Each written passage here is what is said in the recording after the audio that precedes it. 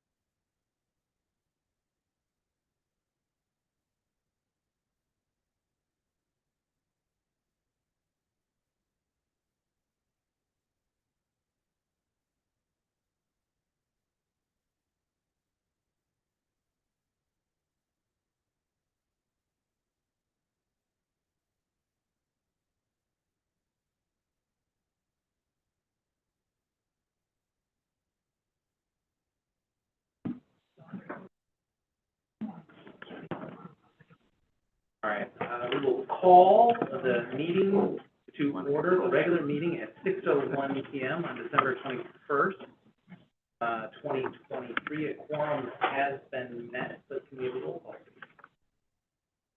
Mrs. Wiley? Here. Mr. Gray? Here. Mr. Troy? Here. Mrs. Murray? Here. Mr. Pittman? Here. Mr. Thompson? Here. Mr. Quagliano? With that, it is the shortest day of the year. Maybe this will be the shortest meeting of the year. I won't say that. Moving to section number 2, closed session. Let's move into closed session at 6:02 PM. As indicated in the Open Meetings Act, for discussion as called out in the agenda, we're going to talk about the employment or appointment, discipline, performance, dismissal of specific employees or legal counsel, litigation, discussion of minutes of meetings lawfully closed under this act. Can I have a motion to go forward? A motion? I'll make a motion to move into closed session. Can I have a second, please? Second. Thank you, Mr. Thompson. Can I have a roll call vote, please? Mr. Quagliano? Yes. Mr. Craddy? Yes. Mrs. Murray? Yes. Mr. Pittman? Yes. Mrs. Wiley? Yes. Mr. Thompson? Yes. Mr. Troy? Yes. All right, the motion passes 7-0. We will move into closed session downstairs. Hey, Sean, they'll call you when they get done, man.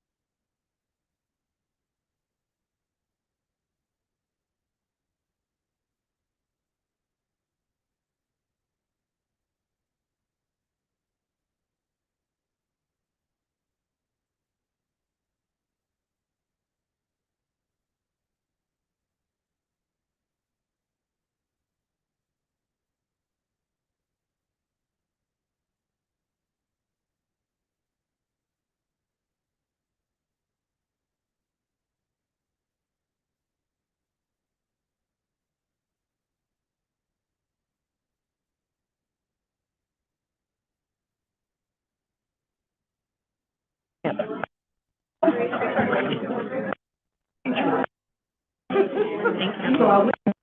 clear it up now.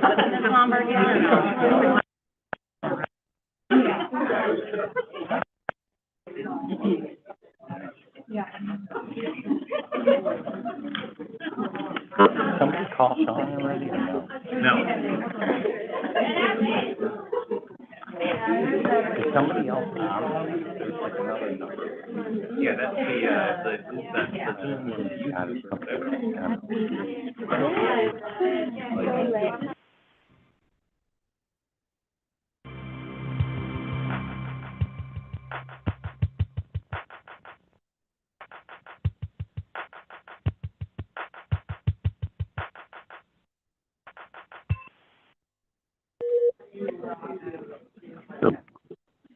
Hey, Sean, you there?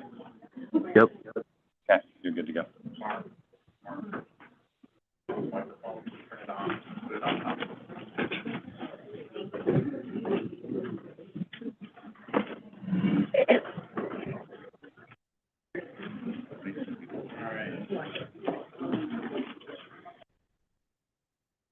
We will, resume in public session at 7 p.m. Can I have a roll call, please?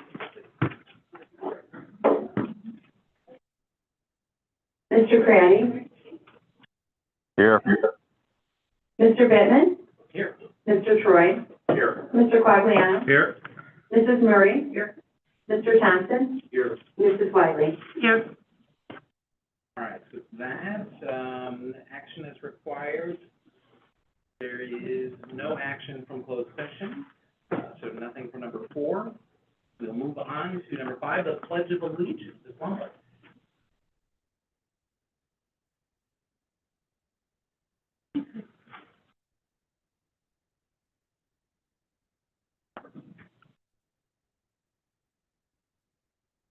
Behind others.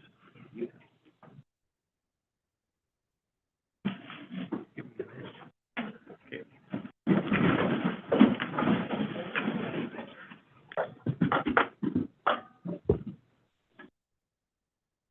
I pledge allegiance to the flag of the United States of America and to the republic for which it stands, one nation, under God, indivisible, with liberty and justice for all.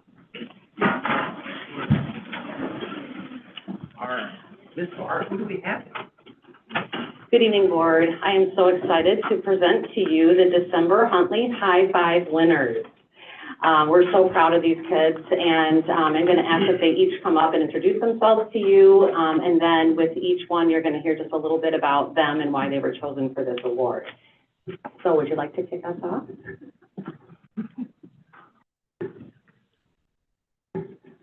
Hi, my name is Maya, and why I was a Huntley winner is because I am very kind, and I usually give a lot of high fives and encourage people a lot, and I do gymnastics.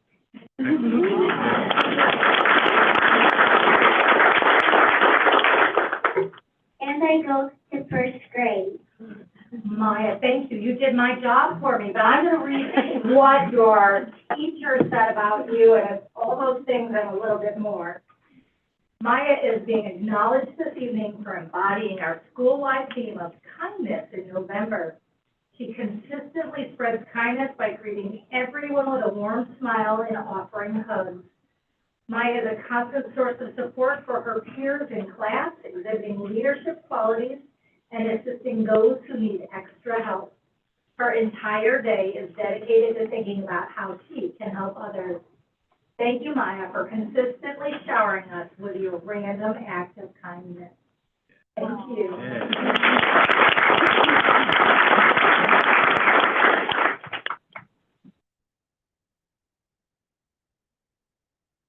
Hi, my name is Nicole Budick, and I'm 5th grade, and I go to Conley Elementary School. I'm going to read what they said about Nicole, but I first want to say I got to meet Nicole at Conley's Family Reading Night, and she did an extra special presentation that we're going to hear about in here, and it was fantastic. So I just had to say that. Family Literacy Night, Nicole and her family hosted a table at our multilingual station. She dressed in her beautiful traditional Polish garments, shared treats from Poland, and educated an entire school about the culture she's so proud of.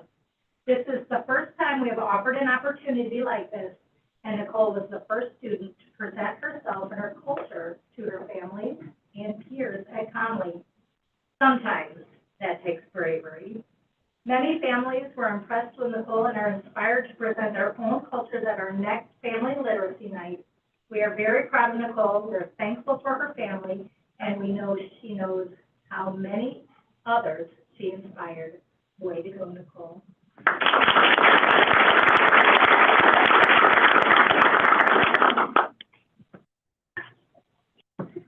My name's Anthony.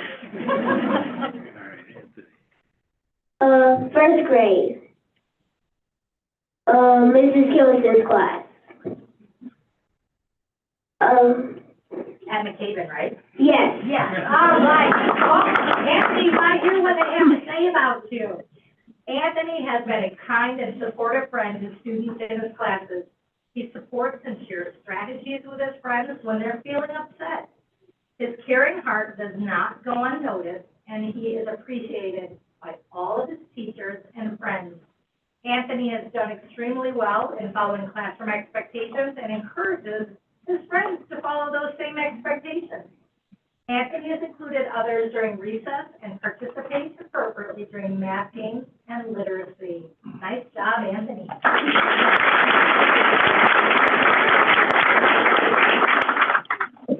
Hi, my name is Emily, and I'm a fifth grader at Martin. Hi, Emily, and here's what your nomination had to say. Emily exudes positivity and a willingness to learn that is deeply admired. Her peers recognize these attributes as well, and consequently, she is incredibly well-liked and respected by her classmates. She's a leader because she embodies characteristics such as empathy, kindness, cooperation, imagination, perseverance, and a million other wonderful qualities. Emily is a positive role model for others at Martin Elementary.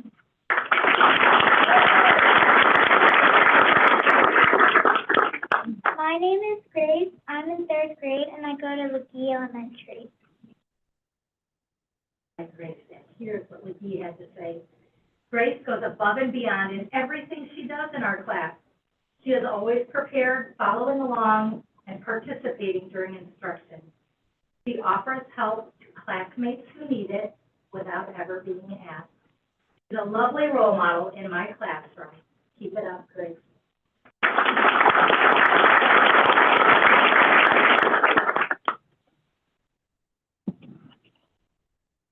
Hi, I'm Michael Rodriguez. I'm in 8th grade, and I go to Heinemann Middle School.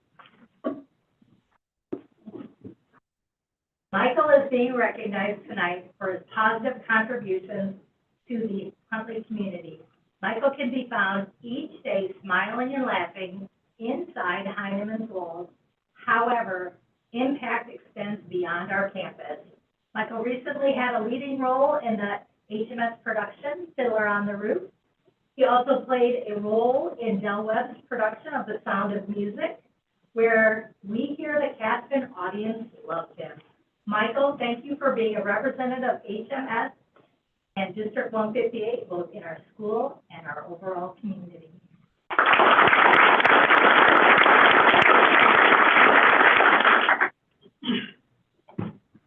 Hi, my name is Anthony Madison. I'm in 8th grade, and I go to Marlow Middle School. Welcome, Anthony. Anthony exemplifies Marlow's key tenets of being respectful, responsible, safe, and involved.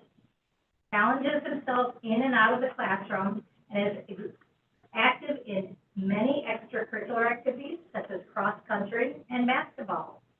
Many parents and faculty members have said that the favorite part of their day is to see Anthony and his friends playing their game of football in front of Marlow.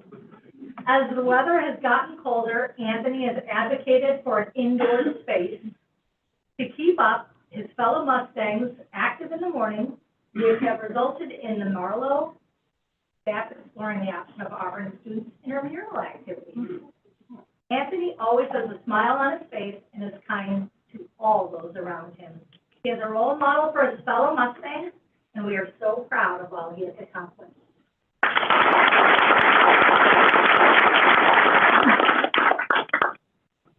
Hi, my name is Jana Boudreau, and I'm a junior at Huntley High School.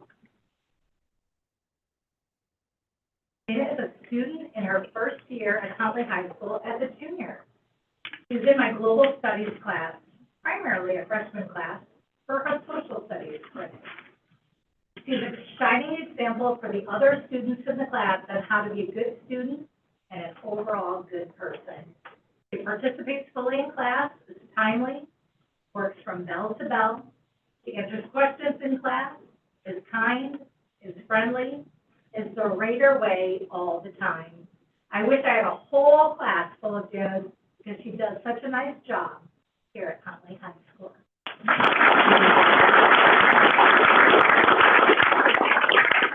Now, there are lots of examples of kindness and honesty and being that perfect example for your peers, and I also saw lots of leadership qualities in all of you. So as you go up, you never know, maybe someday you'll be sitting in one of these roles as a leader for the schools or a business or an organization, and I can't wait to hear all about the things that you have to accomplish. And for your parents out there, thank you for everything that you do to support them in being these wonderful individuals that really have impacted our schools. Thank you.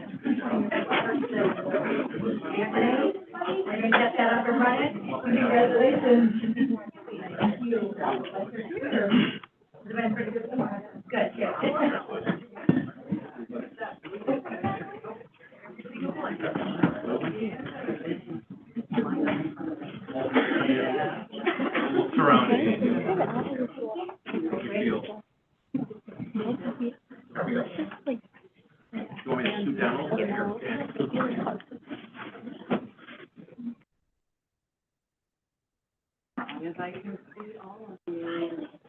Okay, looking good. Yeah, you guys can hold your certificate. Get a nice center. There you go. Yes. Okay, if everybody can look here, run real quick. Thank you. Karen. You already have.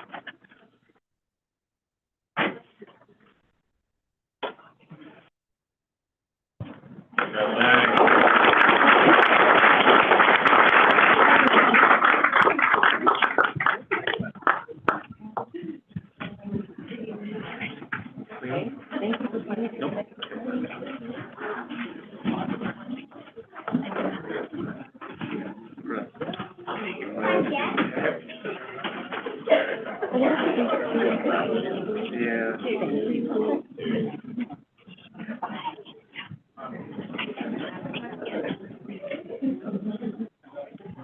Thank you. Thank you.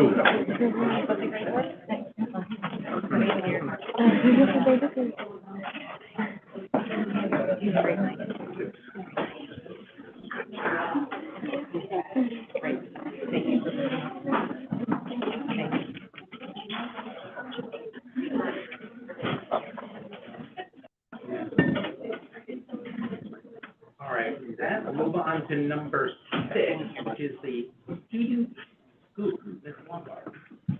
And while Mrs. Park gets their presentation going, we'll do a little bit of an introduction. So tonight's student group is coming to you from Heinemann which is our 6th, 7th, and 8th grade middle school on this campus. And today, we have 2 student presidents from Heinemann. We have Anushka, and Anushka is our National Junior Honor Society president. So that just started, it was induction last year, right? So the very first president of the National Junior Honor Society over there? Perfect. And Sanjana is the student council president, so kind of that organization that oversees all of the students.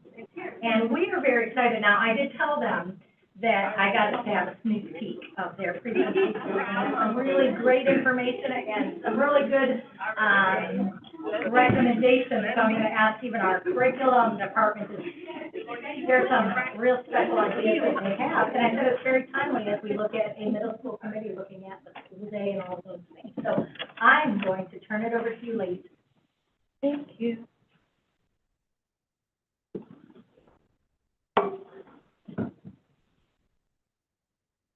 Okay, so we're going to start with just a quick video that's going to show you guys a little bit inside the school, and kind of give you a good feel for just a day in the life here, and then we're going to turn it over to the girls. 1 second here.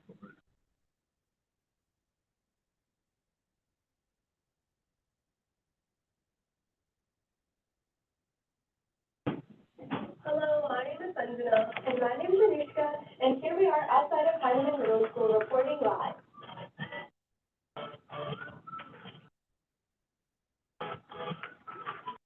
It looks like expecting students over there. Let's ask them what they think about Heinemann. I like that we get time in between classes to get our stuff so that we can have our stuff for that class. All the clubs that you can do after school, doing all the fun experiments. These gathers see the inclusivity of us all being together. You were the principal of Heinemann. What is one thing that you would change or improve? I would add vending machines with drinks and chips. I just watch a movie at the end of each quarter. I would probably add something like a swim team and give more time for the advanced course classes. Pizza Party Friday. I would say the fact that we should have late start once a week like the high school does.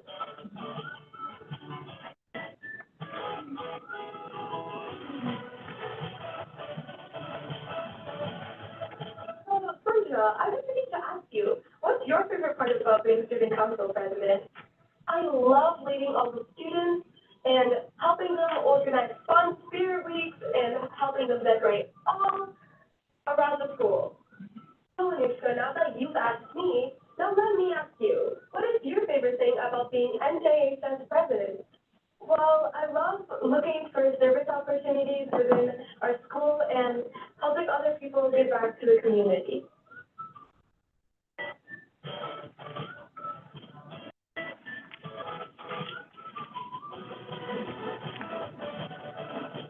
One of the other cool things behind them, we even have a special handshake.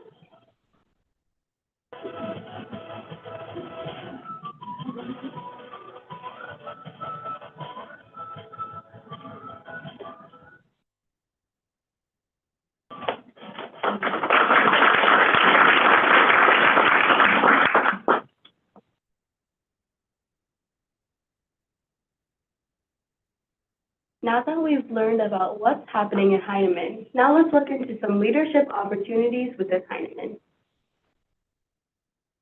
So Heinemann has a lot of opportunities for students to be a leader.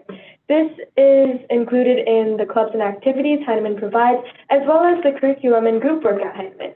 Some clubs and activities where students can step up and be a leader are NJHS, Student Council, Service Club, and sports and recreational activities where students can be a leader within their own team. In group work, students can gain leadership skills from collaboration, as well as learn some problem-solving skills and assessment skills.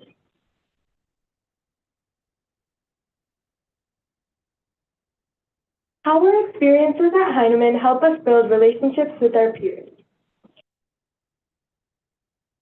We do a lot of group projects and collaborate at Heinemann a lot. So we collaborate in PE to win our classes. We have fun activities such as the color run, the dances, the assemblies, where we can build relationships with our new peers. We can have team building activities and advisory classes that increases our collaboration and mutual understanding with our peers. And in a lot of our classes, we have several whole group and partner discussions, which helps us not only understand the topics that we're learning, but build partnerships for our future. And a really prominent part of building our relationships is our extracurriculars. With this, we can bond over our common interests.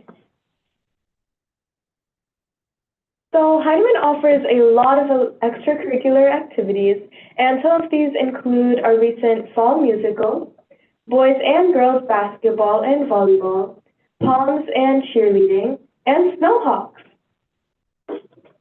Heinemann has a lot of clubs as well. One of the more prominent ones are Booth Club, Honors Choir, NJHS, Chamber Orchestra, Service Club, and Ecology Club. And there are so many more clubs at Heinemann that students take part in. What we would change or improve if we were the principal of Heinemann for a day. Heinemann has a lot of sports activities, but there's not enough STEM opportunities. So what we would do to have students join into STEM activities is to promote STEM awareness at Heinemann. This will allow students to get prepared for their future careers and their classes at the high school that involve STEM. Students will be able to be involved in STEM now, but also future generations of Heinemann will also be involved with STEM. Additionally, students who are interested in STEM can help find like-minded peers and get along with new people. And STEM is just so fun and cool in general. Also, if we were the principal of Heinemann for a day, we would give more time to accelerated classes because at the high school, they have a lot more time for the classes than the middle schoolers who are taking high school level classes. So it's a bit difficult to cram all of the same curriculum for the middle schoolers in such a small amount of time. So by extending that time period, middle schoolers can have a better opportunity to learn better. They can also do better on their finals and in their general class tests. New additions and long-lasting traditions at HMS. A new addition is RULER. RULER stands for Recognizing, Understanding, Labeling, Expressing, and Regulating Emotions. Students learn about the mood meter in advisory, gym, and health classes. So there's a mood meter where you can place yourself in one of the 4 quadrants where on the right side you'll see you can be in a good mood, high energy, low energy, and on the left side you can be in a not so good mood, high energy, and low energy. So the PE and advisory classes and health classes all incorporate RULER in a really fun way for the students to learn it. One of my most favorite games where we learn about the mood meter and RULER is in PE class, where we see some funny pictures of some of our favorite teachers, and we have to try to understand and decipher the mood that they're feeling so we can better empathize with their peers. Hey, Anushka, where are you feeling on the mood meter? I'm feeling quite pleasant right now. What about you, Sanjana? I feel enthusiastic.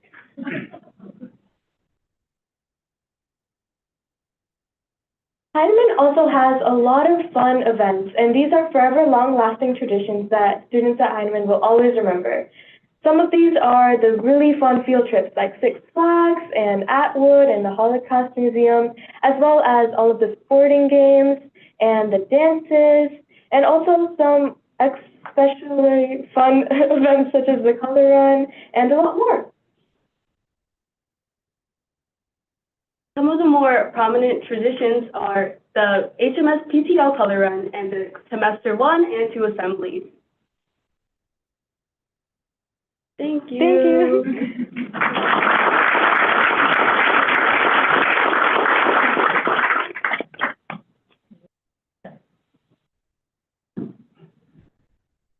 Because you mentioned a lot of different clubs and a lot of activities, and I'm guessing you're both very active in the clubs and activities. what do you think we could do to get more students interested in some of the activities at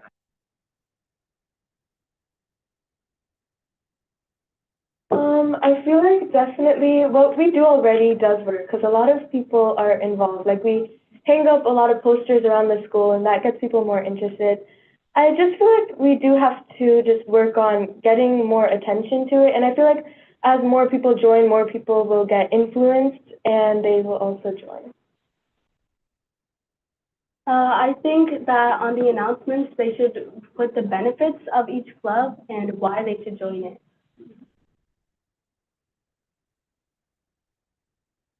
the question? Seems pretty enthusiastic about the STEM portion of your presentation. Are either of you heading in that direction, career-minded?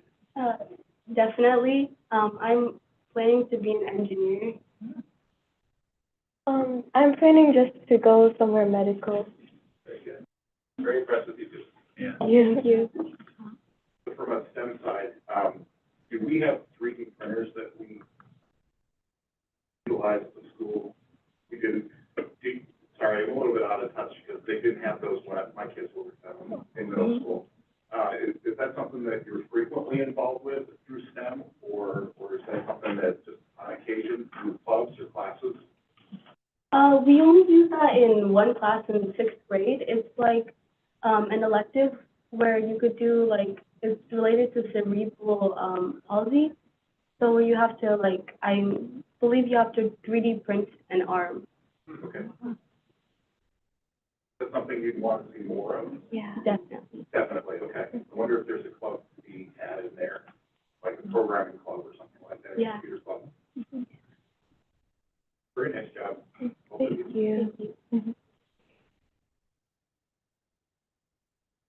Thank you guys so very much. And again, both of you are 8th graders, so we hope to see you as you continue your journey over at the, well, at South Heineman first, and then over at the high school. And I'm sure we're going to continue to see great things from both of you. And again, thank you to the parents for bringing them out as well as supporting them. So,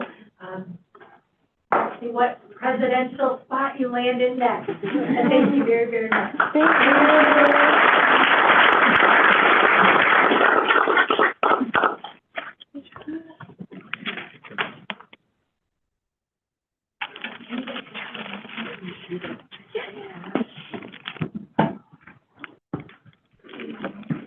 Just a little tough for your Instagram.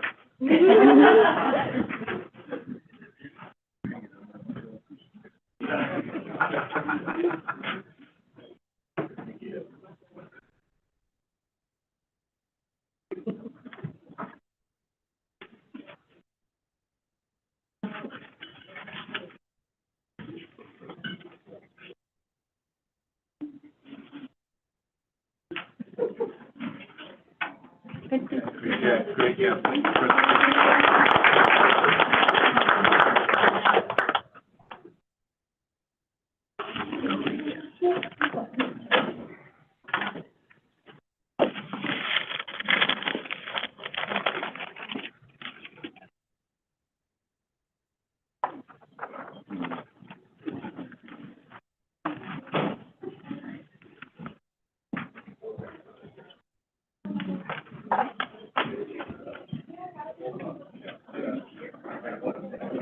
All right, so moving on to number 7, public comment. I have one public comment. Mr. Smith, do you want to go during this now? Or I'll go for the Levy.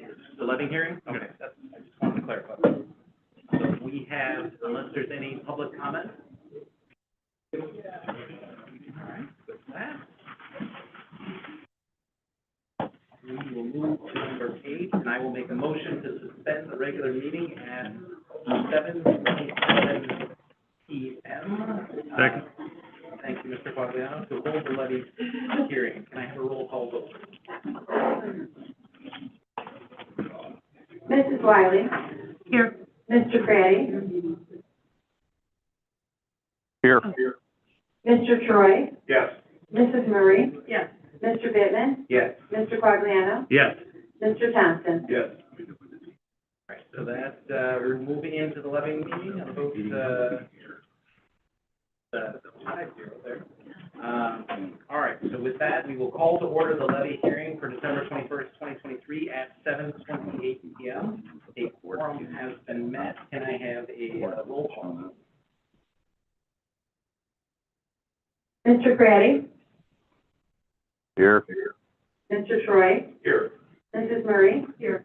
Mrs. Wiley? Here. Mr. Bivin? Here. Mr. Thompson? Here. Mr. Quagliano? Here. All right, with that, we will move on with the full quorum here to number 2, testimony for the 2023 levy. Mr. Altmeyer, do you want to? Thank you very much.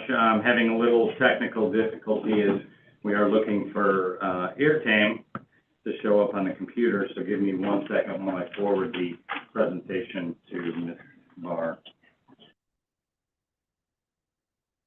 Was working half hour ago.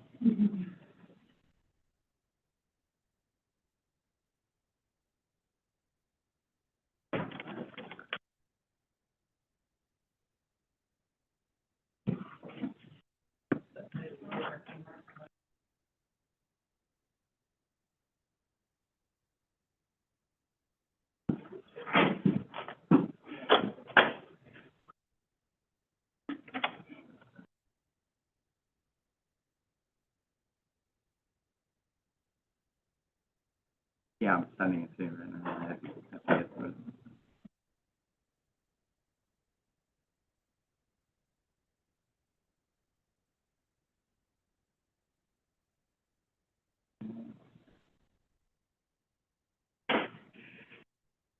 Okay.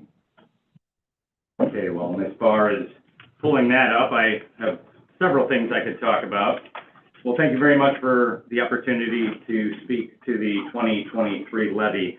As the board is aware, on November 9th, we presented the preliminary tax levy at that time and presented quite a bit of information. I will provide that same information tonight, but I also have a presentation to provide, well, a lot of other data points that are kind of pertinent to the levy, as well as the overall impact to the community. I think it's important to note that the property tax levy represents approximately 60% of the funding that we receive here at the district. And that's a big number. It's a really big number. In fact, about 30% comes from the state of Illinois and 60% comes from local property taxpayers. And I think that's important because I think the community and the board knows that, well, we take our fiscal responsibility, well, we don't take it lightly. We take it very seriously. And with that money, we do the absolute best we can for the community, trying to be the most operationally efficient district we can. And I think we've done some great things over the years, and we'll show you some of the numbers of what we have received from the community in terms of increases in property taxes. And we can talk about some of the things we've done over the years so that, well, we can maintain that fiscal responsibility.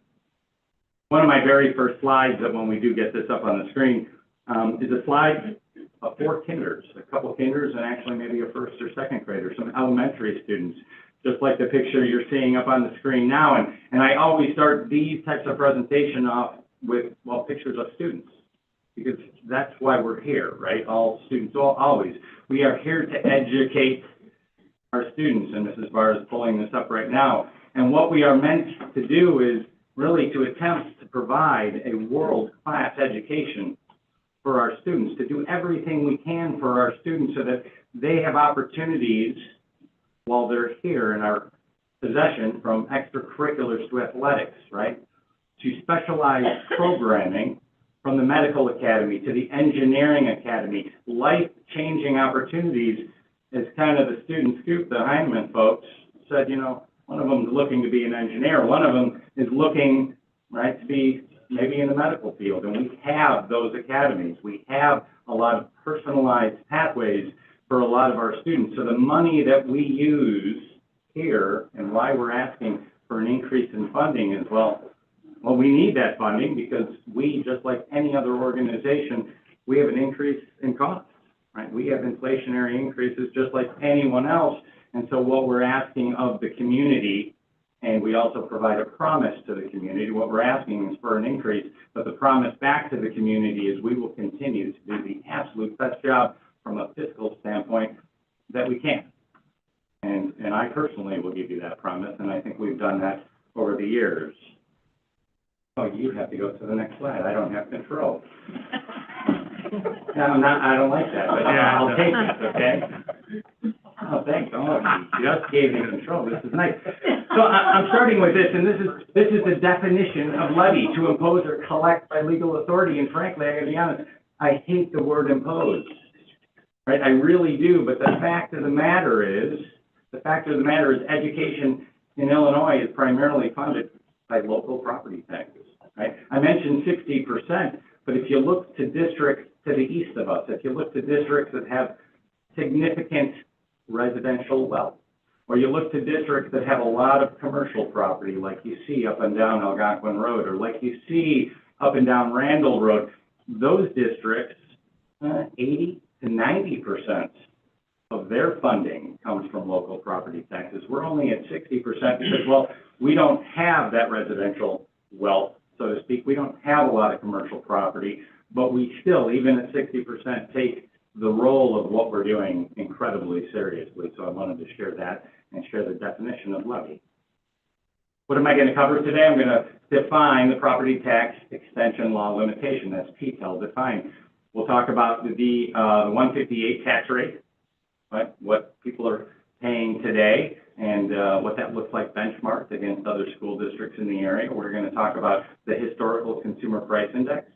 We'll talk about abatements, and we're going to talk about abatements in the regular board meeting later tonight. And then we'll get into the levy 2023 data points. Property tax extension law limitation defined, right? A lot of times you may have heard it's referred to as the tax caps, right? And it limits any increase in the taxing district's total property tax levy, what we are asking for year over year, to the lower of the consumer price index, or 5%. Since 1990, the consumer price index has never been over 5% until last year. And the consumer price index last year came in at 7%.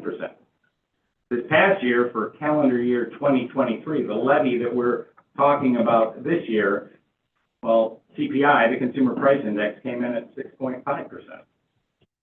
Right? And so what this law does is it limits us to either the consumer price index or 5%. And so really what it does is it's protecting the taxpayers so that we don't increase our taxes by that 7%, or we don't increase the taxes by that 6.5%, right? We are exposed to inflationary increases within purchase services and supplies, and certainly salaries and benefits and all the health-related costs that we are managing on an annual basis. Yet this law is doing exactly what it needed to do, and what it's intended to do is limit that inflationary increase to 5%. And so tonight we are asking the board to approve a 5% increase, but I will share some more information. This is a chart outlining a lot of our benchmark districts, from Crystal Lake to Woodstock to Canelan to St. Charles, Geneva. You can see them all up on the board. And you can see their tax rate. This is last year's operating tax rate. So it does not include bonds and interest. The operating, which ties to what we are talking about tonight, because tonight we are approving the operating tax levy. Okay? As you can see, Crystal Lake, they have a tax rate of 6.178. That's 27% higher than where we are. We have one of the lowest, if not the lowest, tax rate in McHenry County for school districts. Crystal Lake is included of two schools because they have an elementary and a high school, and you have to take both of those tax rates combined. So if you have a $300,000 market value home and you live in Crystal Lake and you're in that taxing district, you're paying approximately $1,700 more per year in taxes than you would be here in District 158. That's approximately 27% higher, as I mentioned. So I did want to share that because when we do talk about our tax rate being a relatively high tax rate, it's really not. Okay, we actually have a very low tax rate, and I think that's a function of doing what we need to do internally, of operating our expenses, maximizing our revenues, doing whatever we need to do so that historically we have not had to pass a referendum. We have not had to increase that tax rate. I move on to property tax levy historical consumer price indexes. And so for the last 9 years or so, from 2015 through 2023, you can see CPI by levy year. And the average, if you exclude the last 2 years at 5% on the far right-hand side, the average consumer price index over the previous 7 years is 1.61%, which is relatively low. It's very low. And then you ask yourself a question, well, if the district is previously asking for 1.61% on average per year, and that's a simple average, of course, we all know that costs over the years have gone up. Salaries have gone up by more than 1.61%. We know that health insurance has gone up by way more than 1.61%, but we internally have been able to manage that, whether that's through investment earnings or that's through additional state funding. So those are just important points to make that, yes, we recognize that 5% is a lot more than historically we have had to ask for, but the budget is getting a lot tighter, and we are starting to see some significant increases, inflationary increases in supplies and materials, in purchase services, in healthcare, right? So we are seeing some significant increases for which we need to manage against. We talk about abatements. Abatements are reductions, money provided by the school district to reduce the amount of taxes that have to be paid by the taxpayer. So it's money we take out of our general fund, essentially, that we apply towards the tax extension to reduce the impact on the community. So back in 2011 and 12, we abated almost $6.6 million over 2 years, and we did that with the intent so that we could hold property taxes flat to the community. And for the next 6 years, utilizing the capital development grant, we set aside $2.4 million to abate $400,000 a year to reduce the impact of the consumer price index. So knowing those two things, we use the word extended CPI by levy year because this is what we asked for of the community.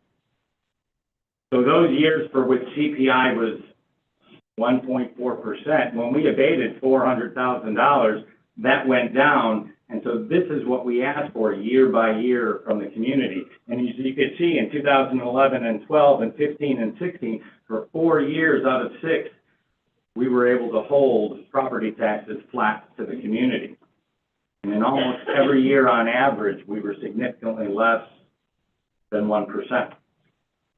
And you can see over the years from 2017 forward, we've had to ask for a little more from the community because our budget is becoming a little tighter as inflationary pressures, as well as just the fact that we need to pay our teachers a little more has been coming upon us. So this is also a very important chart. Now we get into some of the data points for the property tax levy, the 2023 property tax levy. EAV is estimated to increase 10.76 from prior year to $1.861 billion. So this is actually good news for the community. It's good news for the community because what this represents is this is increases in market value of the community. This also does include new construction, but that's only $24 million and represents a very small percentage. So what this really tells you is, hey, this is good news for everybody. This is good news for our commercial property taxpayers because the market value of their properties are going up. The market values of your residential homes are going up, which is what we want, especially in this community. And we all know, and maybe we don't, that a school district is a very vital part of our community and plays a huge role in the value of our homes, of our properties, because either people want to move here for the school or they don't. And we absolutely want to make sure that we can continue, right, to be a destination district, that we continue to provide those things that we need to provide, well, to provide that world-class education. I love hearing that they want more STEM in the middle schools. They probably do. And I'm sure that will be a future conversation. But that will also cost a little more money. And so those are the things that we need to consider. Another data point is new construction. New construction for a district is a very good thing. It represents new development. Maybe it's a new commercial property up and down Route 47. Maybe the majority of our new construction, right, our new construction for 2023 is estimated, it's not final yet, but it's estimated at $24.2 million. That's primarily, almost 95% of that number is from residential homes, all the new developments. It's still Palomar and some of those other new developments that are going up. And they represent, well, additional students coming to our district. And new construction that comes in to our extension calculation, that represents additional property tax dollars to the district, for which we need because, well, we have additional students coming to our district. But it also represents an uptick in revenue for the district, which does not impact any other homeowner, but that is an important point to make. So new construction over the years, you can see from 2018 to current, has really on average been on the uptick, which is good. We have a few more new developments coming in. I would hope that this number would continue in the 20 million plus range for the next several years. But we are monitoring and watching that closely because, well, as mortgage rates go up, right, home sales tend to go down a little bit, and mortgage rates have been on the uptick for the last 4 or 5 months, right? But hopefully they are going to stabilize a little bit, and we'll see home sales locally start to increase a little bit. Lastly, we end up with our final data points. The capped tax rate is expected to decrease from $4.30 from prior year's $4.47. So what does that mean? Last year's tax rate was $4.47. It's going down to $4.30. So why is our tax rate going down? Well, our tax rate's going down because the market value of everybody's homes is increasing by 10.76% on average, which is a good thing. So although this is happening for us, it's also happening for a lot of other districts as well and communities. But I think our EAV, our market value of our homes, is increasing at a higher rate than a lot of other districts because, well, a lot of people want to move here. And we have demand to move into this area, as evidenced by our new construction. At 5% consumer price index, a homeowner with a $200,000 market value home, and this is important, with the increase in the homestead exemption, will experience an approximate $99 increase to their property tax bill. I'm not sure if everybody even knows this in the community, but the homestead exemption is going from $6,000 to $8,000. So you absolutely want to make sure that you have that homestead exemption and you see it on your tax bill.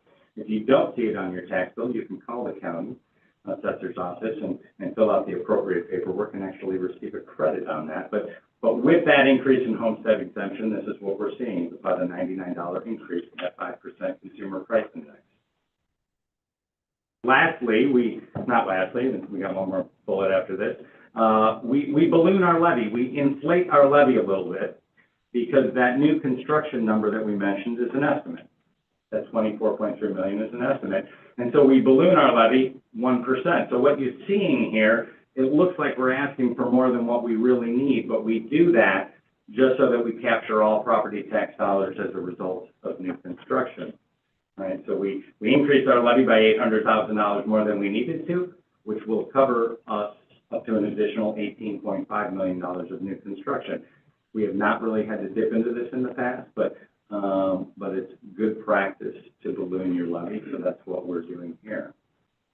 And lastly, our total levy request approximates $80.82 million. Looking at specific numbers, right, so we're on stage.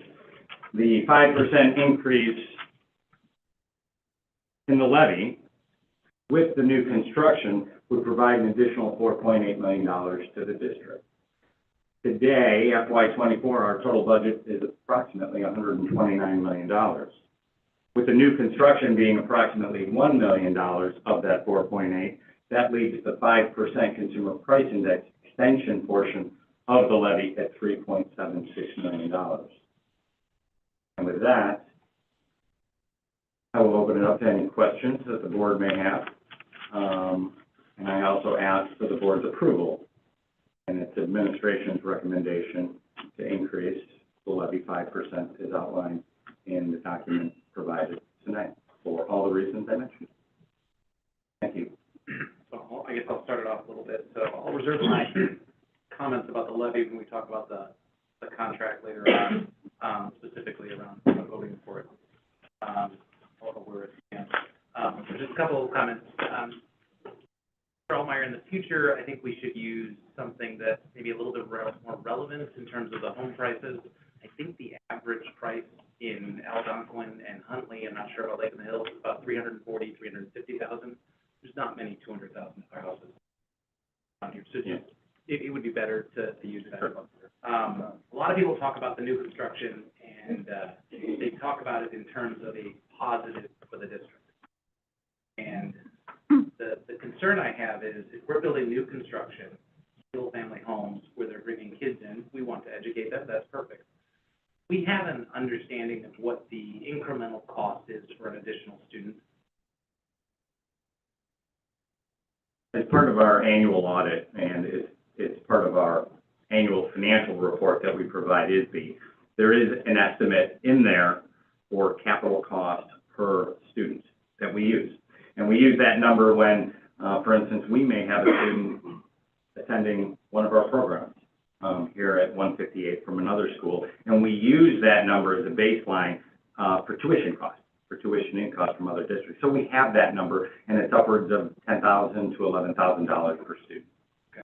So the reason I bring that up is because if we bring in, and I know we're building a lot of homes and things like that, if these homes bring in one child, they're going to pay taxes of $8,000, $9,000, $10,000, 60% of which is the property tax that goes to the school. So we are losing money with these new developments.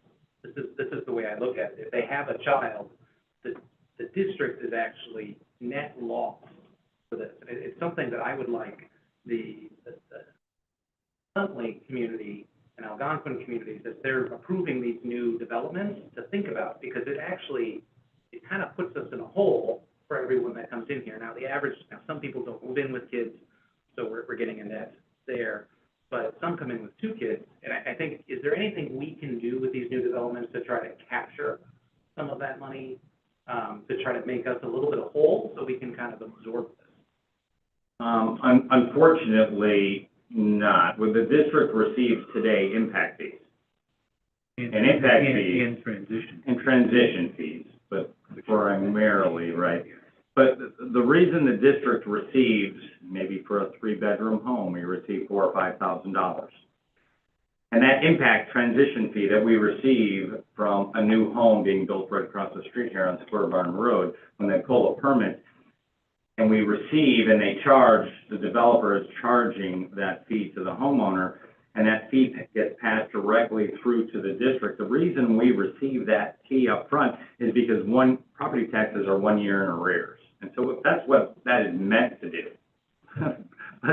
but it's not as much as what we were charging in property taxes to cover the very first year of education that we're providing.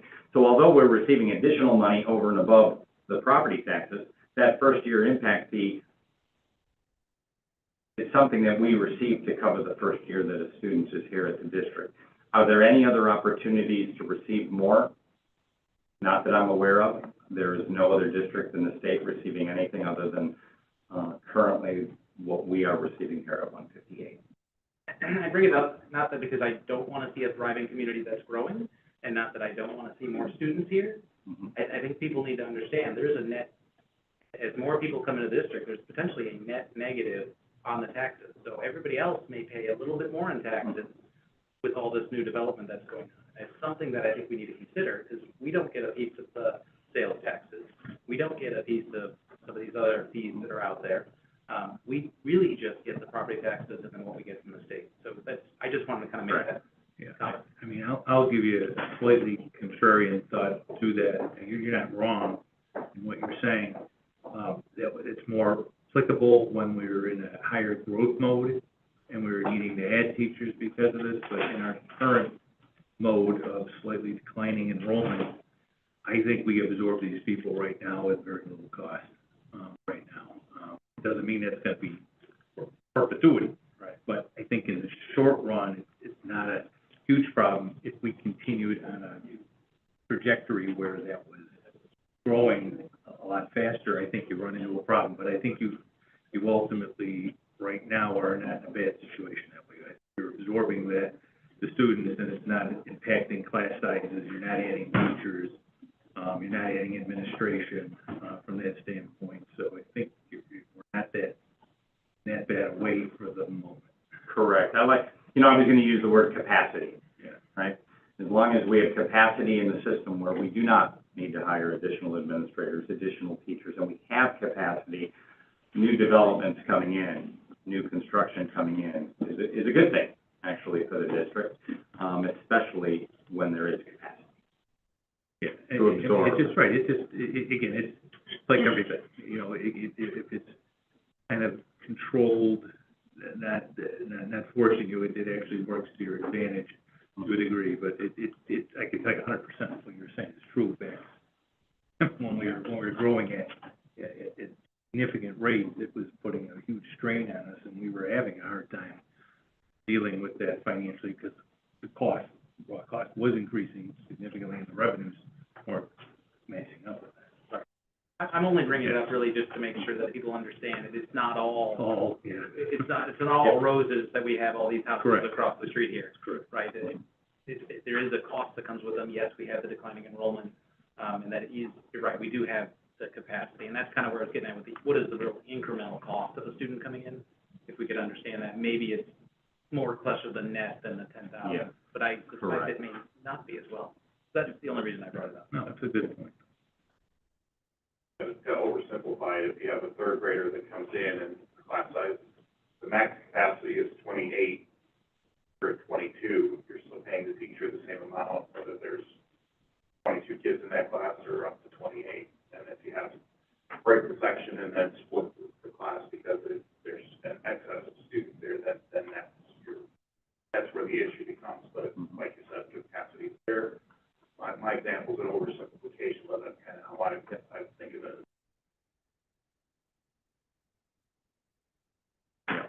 I think it's just expounding upon some of what you said. Again, this simplifies it for people. Tax caps, the tax rate moves up with CPI, but indexes down with the EAB increase that's occurred in the year. So that's why you see a declining tax rate, even though you've got a significant 5% increase in there. The increase in home values has exceeded it and indexed the rate downward, so that it does actually net down to that 5% increase based on taking into consideration. So I've always considered PTEL a rate indexing system. That's the way I describe it. Go back to that slide that had the benchmark rates on it. Tax rate. The one district that I don't see up there, which is somewhat in close proximity, is 301. Yeah. 301, I looked up their tax rate, and they're at 6.50, and then change after that. So that's even exceeding off the chart of what we have here. And that, what we have, that's a 50% markup. Yeah, that's big. Yeah. And the reason 301's not on there is because historically, these are the districts from a curriculum standpoint that we benchmark against. Sure. Right? We benchmark against them because a lot of them are performing really well. A lot of the other districts here, well, not only do we want to perform as well as they do, but they're neighboring districts, so we certainly want to compare against neighboring districts as well. So, way for us to look at our return on investment. Are we providing the value that we should be when we look at our performance as well as how we're doing financially? Great. No, thank you. Any other questions? No, and again, you've alluded to it. We'll discuss it in more detail, but this is part of the levy, because the levy is a standalone item. It's got a 5% increase in it to taxpayers, but there's a second piece of this that people need to know, that we are contemplating, as you alluded to. You showed these past abatements, and we are going to contemplate a debt abatement that will mitigate this overall 5% effect and get it to a much lower level. And we'll get into detail in our regular meeting, but I wanted to make sure before the levy hearing was over that this is, this piece of it, but there's a second piece that will affect the overall taxation, and it'll be a huge assistance to reduce the overall tax burden to our local taxpayers. Correct, thank you very much.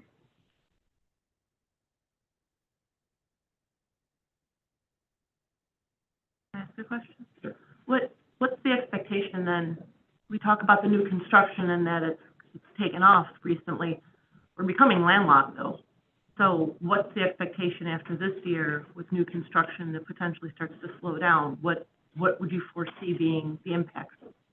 We actually have several developments for which are just beginning, right? We have a development on Galligan Road, we have the development across the street, and I wouldn't actually use the word landlocked, because if you have an opportunity to look at our taxing district on a map, and you look at the farm property that we have, the ability for developers to come in, it's significant. In fact, I remember when I came in early 2009, 15 years ago, real estate at that point in time was still taking off. It was still kind of on the uptick a little bit. And when it was on the uptick, we had 29 developers here at this district in the early 2000s. And even in 2009, 29 developers. Today, we might have 4 or 5, I think. Maybe even just 3 or 4. But we had that many developers because we had that much open available property. And so we still have a lot of that open available property. And filling up 47, that western part of 47, and we also extend out the Union, so there's plenty of. Yeah, and we do have quite a bit of property. Yeah, should that future extend.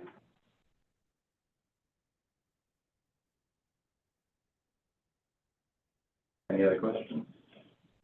Well, thank you. Thank you, Mr. Altmeyer. No other questions. We'll move on to number 3, and we have one public comment, unless there's any more up there. Mr. Smith.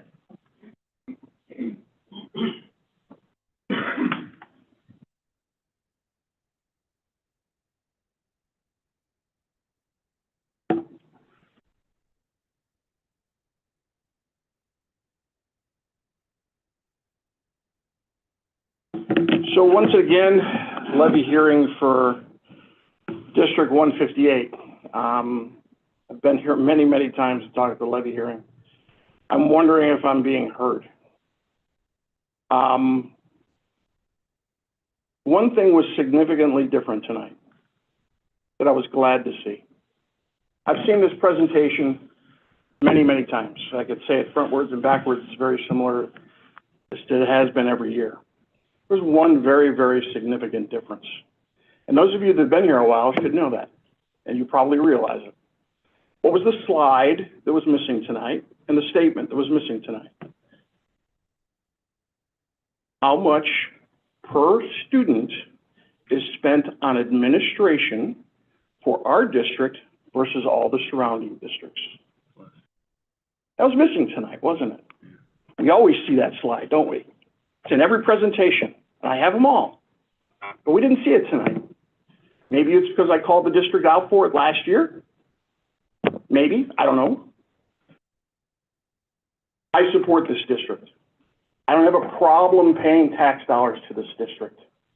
I want it in the classroom. I don't want it on instructional coaches. I don't want it on administrative assistants. I don't want positions hidden in the district under support services that are actually administration. That's what I'd like to see. I would pay more. If I know what's going in the classroom, I would pay more.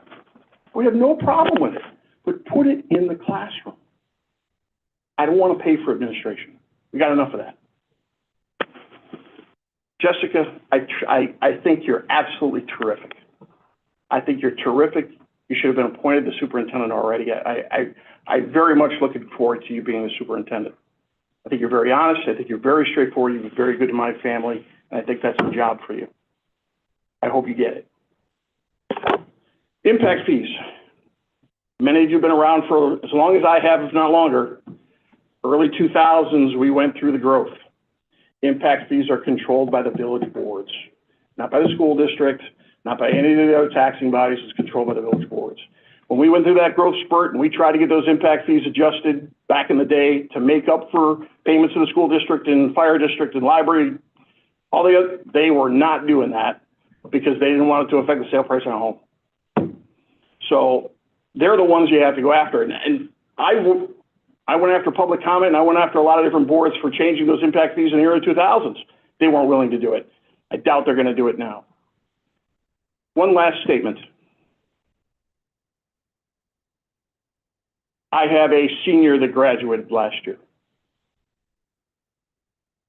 Did very, very well as a freshman this year in college for the first time. When that student came home, I asked him, did Huntley High School prepare you for college? And the answer was a resounding yes. I could tell you that I was told by my student, Dad, there's a lot of kids here that didn't get the foundation that they needed before they got here. And he did. I thank you for that. Thank you. Thank you. Thank you for the comment.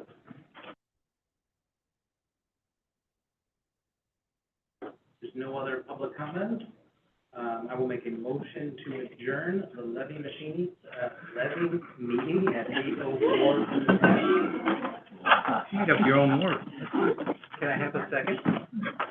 Second. Thank you, Mr. Troy. All in favor? Aye. All opposed? All right, we will adjourn the meeting at 8:04 p.m. Return to our regularly scheduled program, which is back out of that. So if I can, we will restart the regular meeting at 8:04 p.m. Can I have a roll call? Mr. Thompson? Here. Mr. Bittman? Here. Mrs. Wiley? Here. Mr. Troy? Here. Mr. Quagliano? Here. Mrs. Murray? Here. Mr. Grady? Here. Excellent. All right, with that, we will resume the regular meeting. We'll move on to number 11. Are there any changes anybody wants to suggest to the agenda? Yes, I'd like to suggest that we move 18.3 to 18.1, and slide the other two down.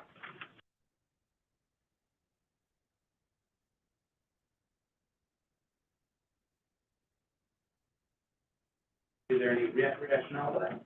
I just want the levy issue resolved first. I would prefer to have a contract review. We're going to vote on paying for something. I'd like to be able to pay for it first.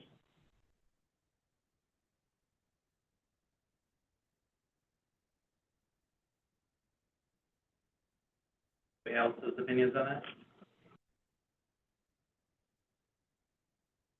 I'm in favor of just leaving it as I understand. No, if that's what's decided, that's fine.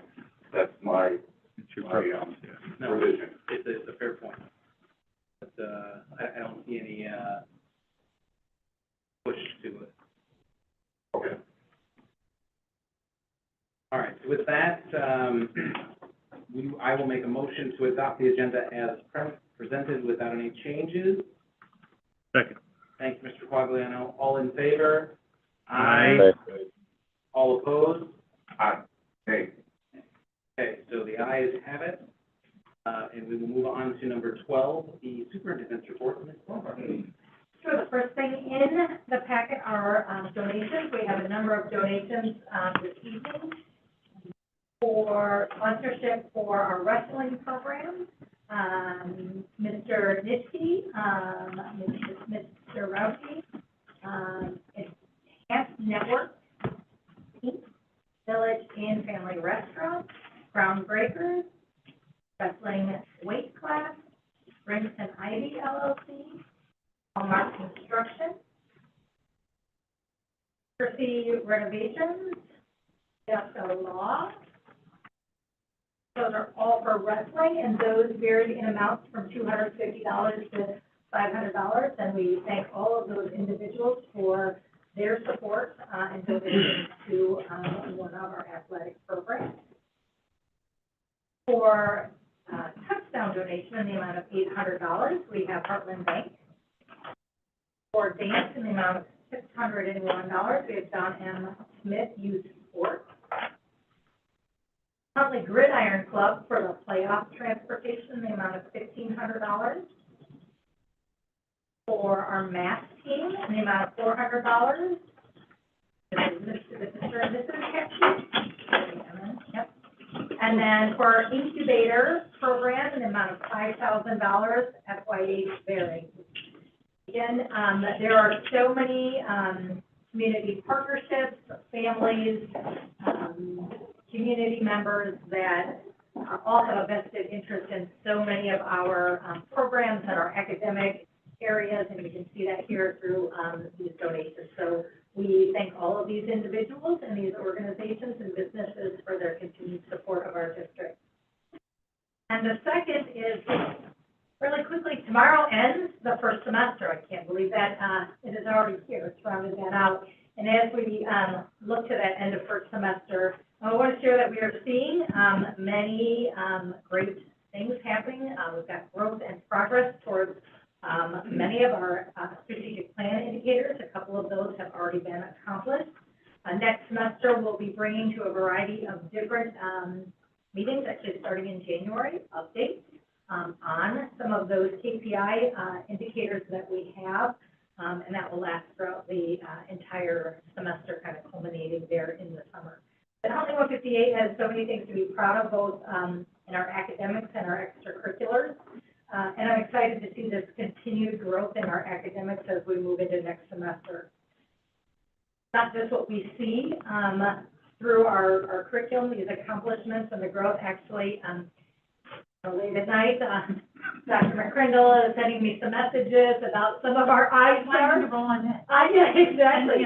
But we're looking at some of the data preliminarily at some of our elementary schools with some of their STAR data that's coming in, and I know it's only half a year, but we're seeing those colored graphs move into areas of dark green that we haven't seen before in a long time in math. We'll get into the reading part. We did start looking at that data. You guys may have already had that, and that's extremely promising. That growth and accomplishment is already here, and I'm excited to see where that continues to go into second semester. But that's truly a team effort, right? It's our administrators giving the support to our teachers and our staff, the things that they do day in and day out in the classroom and in the fields and in the different areas where they have their extracurriculars going on. It's our parents, our community partners, but most importantly, it's our students. We've really seen a shift in things that our students are doing in the engagement level. And do we have some areas we're going to keep pushing along on? Absolutely. But we all should be very, very proud of the things that our students are doing and that our staff are supporting them in, teaching them, facilitating, mentoring them through. So as we get ready to begin, a couple weeks of a break here, I do hope that our staff and our students and families find this time to celebrate those accomplishments that we've made so far, and then are rejuvenated for a great second semester. So with that, I'm going to turn it on over to updates in the curricular area, and hopefully we can get quickly to our student presentation that's next. Lots of great things.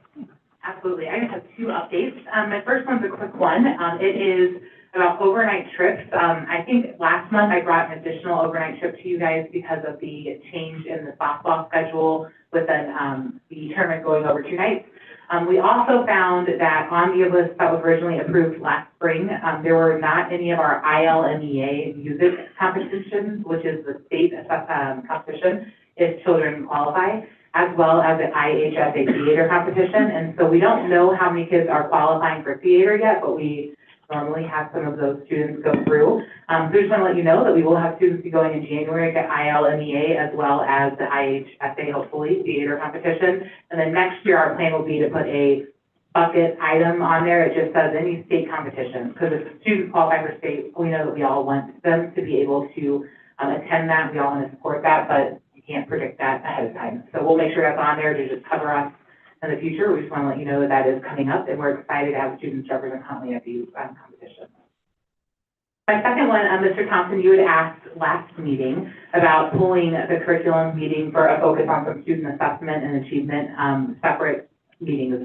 So Ms. Lombard and myself, as well as Ms. Gill and our principal team, have brainstormed a way that we think that this could possibly work. We just wanted to give you an idea and see what you think about it.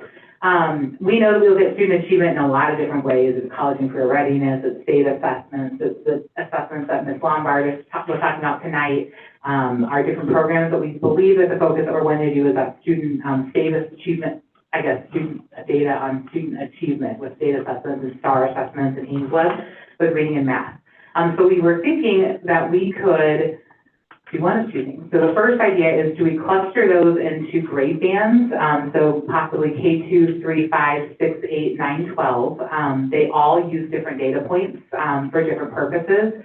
And we also have up to 3 administrators that would be a part of those conversations. So K2, we have the 3 buildings that have K2. What we would do is probably plan about an hour and a half of a type of meeting where we would present some district-wide student achievement data, looking at all of our different assessments, deeper dives into cohorts, as well as our local assessment data in there. And then Ms. Moan at the elementary level and Mr. Truax at the secondary level would talk about just some general things that we're doing for all of our buildings to help move that needle. And then the last chunk of it, about an hour, 45 minutes, would be the principals sharing their action steps, because our strategic plan guides what our goals are, which guides our initiatives, and then that guides their school improvement plans. And then it would go as long as our questions and answers kind of go. So we thought that structure would make sense. We could do 4 different meetings that are kind of an hour, hour and a half. We could cluster even longer and do 2 bands at one time and kind of go the length of a normal board meeting. We wanted to see if that was a structure that you guys were thinking might be helpful, and get some input. I like the idea of breaking them out into 4 different sessions. Okay. Give each area its own, time frame so someone feels rushed and we can do a deeper dive. Too late. Okay. Everybody, yeah. But yeah, I appreciate that strategy. I look forward to sessions, yeah. All right, well, we'll work with, you guys to schedule the dates for those. We have some tentative ones kind of marked to not make the week too crazy with upcoming, and our goal would be to start maybe towards the end of January. Our final winter assessments wrap up the 3rd week of January with our K2 buildings, and so we have time to pull that data, and you can see some fall to winter growth, which, as Lombard said, we're seeing some promising growth that we're very excited about. And then we finish up in February, probably. Very good. Thank you. Dr. McCurnell, I know usually we think K2, 3, 5, 6, 8, high school. Maybe we could also start high school. I know that assessments there are probably some assessments that we're looking at getting data on. They're still in that testing window. Maybe we could start that direction if we needed to start a little bit early. Yeah, they're closing up their window after a break, so we can do it right after that. Okay, sure. Thank you. Thank you. That's it. All right. Team to number 14, Assistant Superintendent of Special Services, Ms. Gill. Hi there. So, this crew walking in right now, patients, they have just shown a tremendous amount of patience, but I'm so excited to present, well, I'm not going to present, but I'm going to share with you this fabulous group of educators and students who are leading out our Special Olympics efforts. If you recall, a few months back, we talked about we don't have a Special Olympics program here in our district, and it was definitely something we wanted to respond to right away.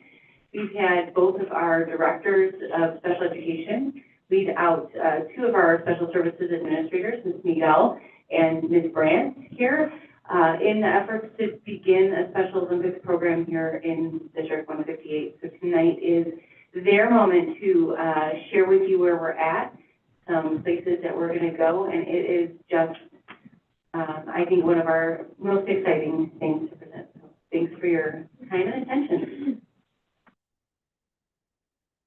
As Dee Dee said, my name is Kristen Miguel. I'm the coordinator at Cheswick Elementary. Hi, my name is Teresa Brandt. I'm the assistant principal for special services over at Marlowe. We do have 2 students with us that we are going to be excited to share some of their success in just a bit. So to really get us started, we want to make sure that everyone continues to be aware that what's driving our work with Special Olympics is to ensure that we're committed to increasing opportunities for acceptance and inclusion for all of our students. With that, we've got 2 students who would like to share some of their experiences of feeling that acceptance, inclusion, and success. So first up, I'm going to ask Jackson to join us. So Jackson, can you introduce yourself and tell everyone your name and your grade in school? Hello, my name is Jackson. I am in 6th grade, Marlowe Elementary, or Marlowe Middle School, sorry. Yep. Can you share with everyone some of the sports that you've competed in for Special Olympics? I have done basketball, swimming, soccer, and then,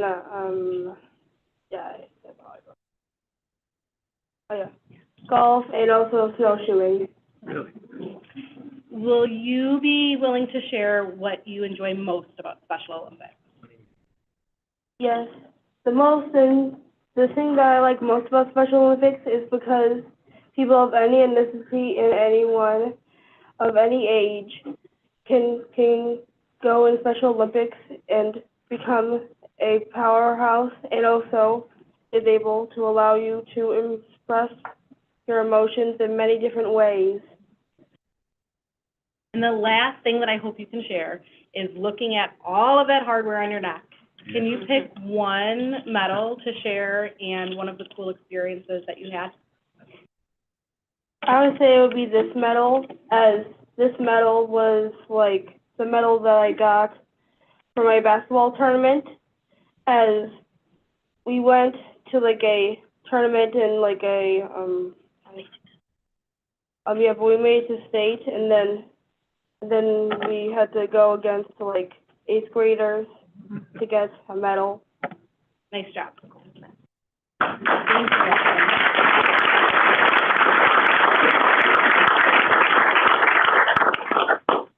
All right, Jessica, you ready? Can you introduce yourself to everyone and let them know when you graduated from Light? My name is Jessica, and I graduated Light in May of 2023. Can you also share with everyone some of the sports that you've competed in for Special Olympics? Basketball, track and field, bowling, and volleyball. And why is Special Olympics important to you, or what do you enjoy most about Special Olympics?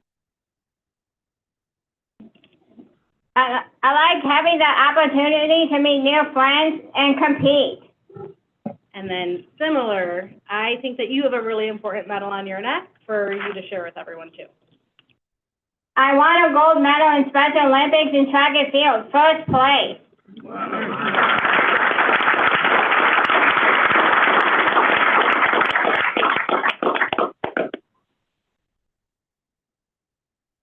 All right, so starting in the spring, we will be starting athletics, which is track and field.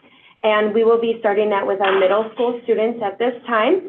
And it will run from February through April with hopes that we make it to state in June. And we hope for the future to open it up to ages 8 years old and above, as well as many seasons and many different athletic activities.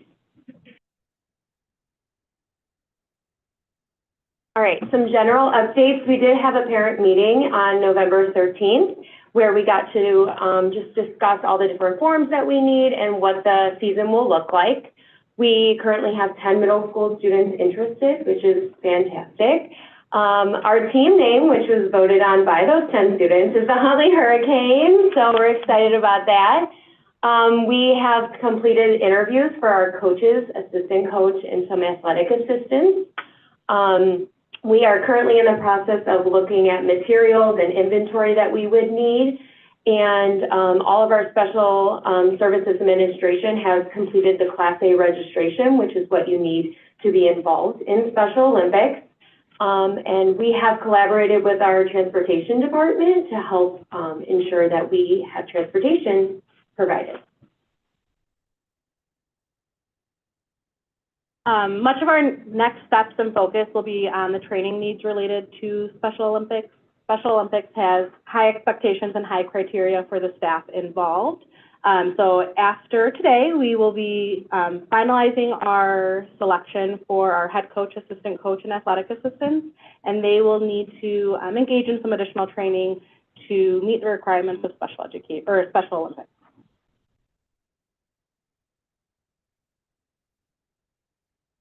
Any questions? So thank you for putting this together. I know that there was parents who drove a lot of this, but you guys took the ball and ran with it and really made this happen. So I'm really appreciative of this. On that note, are there volunteer opportunities for other parents and or students to help with this, to keep this moving? And is there a way and outreach for that? There's definitely many different opportunities that we can have for our practices. We can have parents or anybody that wants to be involved help support, but we do have specific requirements through Special Olympics, so no one can be involved unless they pass the background check and do the required items. Thank you again.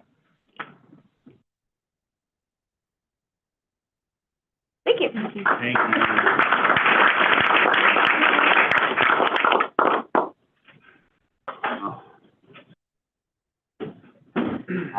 All right. With that, we'll move on to number 15, community relations and student outreach. Ms. Murray. Thank you. Let's see here. So first, I want to touch on a few things before I talk about FOIA. I want to say first, how much I personally enjoyed listening to all the high five awards. And each month, which along with the student group, I think that's so special. I'm recognizing good behavior is so important and encouraging to everybody around them. So thank you, Ms. Lombard, and Denise. I know we had that meeting in the summer, and so thanks for putting my vision for the character program into action so quickly. So thank you. Second, I wanted to talk about the cocoa crawl. I think that was so much fun on Saturday, even though the weather wasn't that good. It was great. That was my first time there, so I was like, oh, it was really enjoyable. And my son loved the s'mores, he loved skating, and I just sipping on, the cocoa and making them look. So I just wanted to say thanks to the Huntley Chamber for putting that on. That was really, really cool. It was enjoyable. Third, this past Monday, I had the privilege of visiting some classrooms at Chesapeake Elementary with Ms. Lombard and Dr. McCrizzle and Principal Henson. The visit was in response to my request to see how SEL was implemented in the classroom. I really enjoyed seeing it in real time for myself. My observation was that our teachers were taking this time to recalibrate, so to speak, for lack of better word, the kiddos when they arrive and to get them ready to learn. I just felt an overwhelming attitude. I thought it was just really special to see. And in the calming exercises they implemented, I thought it was really neat. And it was different in each room. So I got to go through, how many did we do? I think 4, 3, or, yeah, I was going to say, we did quite a few. It was really neat, so K through 2. And then in another class, the discussion was on feelings and how to stand up for yourself in a respectful way. I feel statements, and they're really good. And it was really inspiring to watch, wow, we were just digging deep on how to teach these kids how to just manage their feelings and help with behaviors. And so overall, it was encouraging how our teachers are working hard to create a stress-free environment as much as they can for optimal learning and behaviors. So I love that visit, so thank you for that time. And I really enjoyed it. And looking forward to seeing the other ages or a great maybe after the new year. So, and one other topic. I wanted to touch on the November issue of The Voice from the high school. It was an opinion article I wanted to discuss. It was titled, "A Genocide is a Genocide. The Israeli Government Invokes a Genocide on Palestine." Now, the graphics were even more disturbing to me. And there was an online article about the same topic. And so there was 2, and I just felt that it was a one-sided, opinionated article, and I realized you can do that. However, our policies state to represent both sides. I don't think they were followed. Obviously, they weren't. I know Ms. Lombard will touch on that. So, my opinion, and I think others that have come up to me with concerns, this was not an all-student students always decision, of printing this, quite frankly. In fact, I know many, many students that were very uncomfortable with it. Numerous people came up to me, parents. Yeah, so I just wanted to make a comment on that. We have checks and balances for a reason, and they need to be followed. And this is a big deal. This is real time happening right now, and I'm not going to insert my opinion on this right now, but I just wanted to make a comment on that. And so if we're going to put one side in, we need to represent the other. And that's fair. Not everybody is on both sides. We got to just represent both. And so I know Ms. Lombard and Dr. Beelan, they are aware, they took action, but I just wanted to comment from a board perspective that we need to do better on that. So that is, yeah, we need to do better, so to cover all the students. Because, yeah, I know numerous times that we've made decisions based on one student's uncomfortability. And so in this, I don't feel it was looked at. I don't know the process. Maybe that's something we need to look into. But I know, I would just want to make mention, I saw this, and maybe some don't even know what I'm talking about or know the issue or follow the voice. I get it sent to my home when I was at conferences for the students for my son. They're all over the high school, so it was a very graphic cover, and I just felt like we could have handled that better. So I'll let you. Yeah, I can, let you know, I know you and I have spoken with that, just, we do have a policy, restrictions on publications. We have one at the elementary level and one at the high school level. I'll look at maybe we should combine them. They're almost the exact same things, just worded a little bit differently, but, same intent. And that restriction on publications at the high school is, policy 7:315. And, in seeing this, short opinion, article that was in there, was, in working with high school administration, who then did talk with staff there on that, what is that policy? And I know that there are a number of policies that are out there in existence. We need to know which ones do impact our classroom, our position, our role, and that has been brought to light. That, while we do understand how newspapers may work in a variety of different areas, this is an exceptional, award-winning newspaper that we put together on that. But we've got to make sure that we are using these policies as teaching moments, and that will be embedded in the future of that, because the two areas that you did touch on, you know, it does talk about that in the use of personal opinions, that we provide an opportunity and space for the expression of different opinions within the same media. Component of that, and then in terms of, you know, anything that they shouldn't be under obscene, violate any of our other components, whether it's disciplinary or not. And so when you talk about the photo that was in there, that it has been addressed. We will continue to make sure that we are looking at those things and using those moments as teachable times for our students as they're going through that, because probably they're not aware of what our work done on those pieces.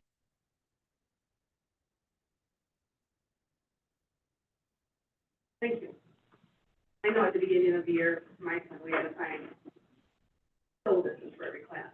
So the parents are aware of, and the students, quite frankly. So, you know, a little encouragement to put maybe that policy in it. So everybody is fine. So just so they're aware. So, because I know the voice is a really good job. I'm not just counting it by but I just wanted to bring that to it. Other than that, FOIA requests, we had quite a few of those. I think our highest, I don't know. So, in a long time, yeah. Maybe ever. So, that's all I have. Does anybody have any questions on the committee? Board, have anybody else? Any comments or questions?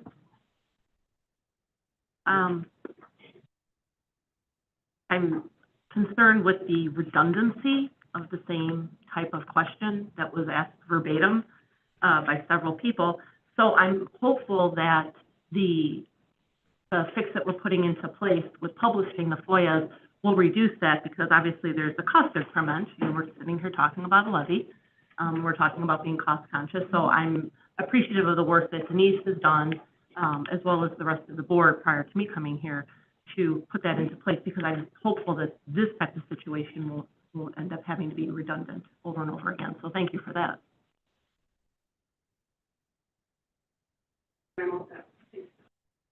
Thank you, Ms. Murray. All right, moving on to number 16, the President's report. Before we get to 16.1, just an update on the superintendent process that we're going through. I think the district, meaning the surrounding area, staff, parents, and the community members all had outreach with a survey that went out. We had about 1,500 responses. The firm that we're using is going to be collecting that data and analyzing it and giving us a report back, which we will review in a closed session on the meeting in January, which I think is the 18th. In addition to that, there's going to be one or two focus groups involving with the principals of the different schools as well as the cabinet to try to get feedback on what they're looking for in a superintendent. And from that, we'll get this report, we'll analyze that, and then we will be scheduling the interview as we talked about. This is all input into our questions for the interview of Ms. Lombard, which I'm going to target sometime at the end of January, but we need to work out the dates that work for everybody. So update that as long as that timing works out. So just an update that. So unless there's any questions about that, I'll move forward to 16.1. And just to kind of bring this up, we're going to have Mr. Aney come up representing the HEA, but we have gone through our contract negotiations here, and he's going to give us his perspective of the process, and then I think the board and administration can give our perspective of the process as well. That's Mr. Aney. If I make it up there. Oh, no. Good balance, I'll tell you that. All right. First of all, I'd like to thank you guys for allowing me some time to speak. Good evening. You know, last June, I stood here before you guys requesting the opportunity to start the collective bargaining process early after seeing an unprecedented amount of District 158 educators leave the district. We came to you with the glaring problem of our certified staff members not being financially compensated equitably to those in surrounding comparable districts. I truly believe that there were three things that happened that allowed us to get to this point. First, the election of the new boards and how you guys brought forth an agenda to try to make us comparable was greatly appreciated, and I think that helped it. Number two, the leadership of Ms. Lombard. I now have gone through negotiations with 3 different superintendents, and I will tell you, I stand firm with public comment that was made earlier. You have the right person for the job. She was empathetic. She was the first person that didn't just tell us no. There was rationale to why things couldn't be done, and the relationship that she just has with the staff is amazing, and I'm very proud of her and the job that she's done. And then the third thing is the relationship that I've had with the current or the long-standing board members. I've had Mr. Troy and Mr. Quagliano's kids. You guys have always been willing to listen to us whenever we have come with a concern, and I appreciate that as well. I think all 3 of those things got us to a point where we could be here today. So having said that, we immediately got to work doing what we do best in this district by collaborating and coming to the table with the goal of reestablishing District 158 as a destination school district, not just for students and families, but once again for educators. If you fast forward to the HEA ratification vote we held on Wednesday, December 6th, the results of our combined efforts were successful. We had 80% of our membership come out to vote. Let me just put that into context. Usually we get between 60 to 70. So there was a much higher rate of participation. And with an 85.1% approval rate, our membership voted to ratify this tentatively agreement for the 24-27 school year. As president of the HEA and lead negotiator during this round of negotiations, I'd like to formally or personally thank Mr. Bittman, Mr. Craddy, Mr. Thompson, Mr. Quagliano, Ms. Lombard, Mr. Altmeyer, and Mr. Zaire for their willingness to meet earlier than we have ever met before. Once again, I truly believe that this is the professional relationships and willing to collaborate that distinguishes our district from any other district in the state of Illinois. The one thing that we as educators and you as administrative and board members have always had in common during my 11 years as president is creating a working environment that supports the dedicated and hardworking educators, allowing us to provide a positive learning environment to all students always. With that ratification with the ratification of this contract, we are now proud to say that our educators will be compensated comparably to those in surrounding districts as well. Once again, I'd like to say thank you to all of those that were involved in the negotiations process, and we hope to look forward to seeing this contract approved by the Board of Education at tonight's meeting. And with that, I will answer any questions that any of you might have in regards to the process.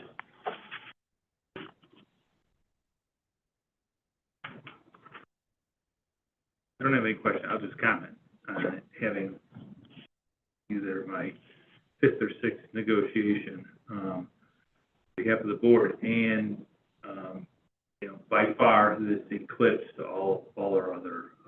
This was a collaboration, and it was a complicated collaboration. We undertook quite a bit to try and get a salary schedule that was comparable, and it wasn't easy based on how we had left things in the past on certain items, and to be able to kind of fix and right-size a lot of things that were in the craw of a lot of your membership, that personally, I didn't know that was something we were going to be able to accomplish ahead of time.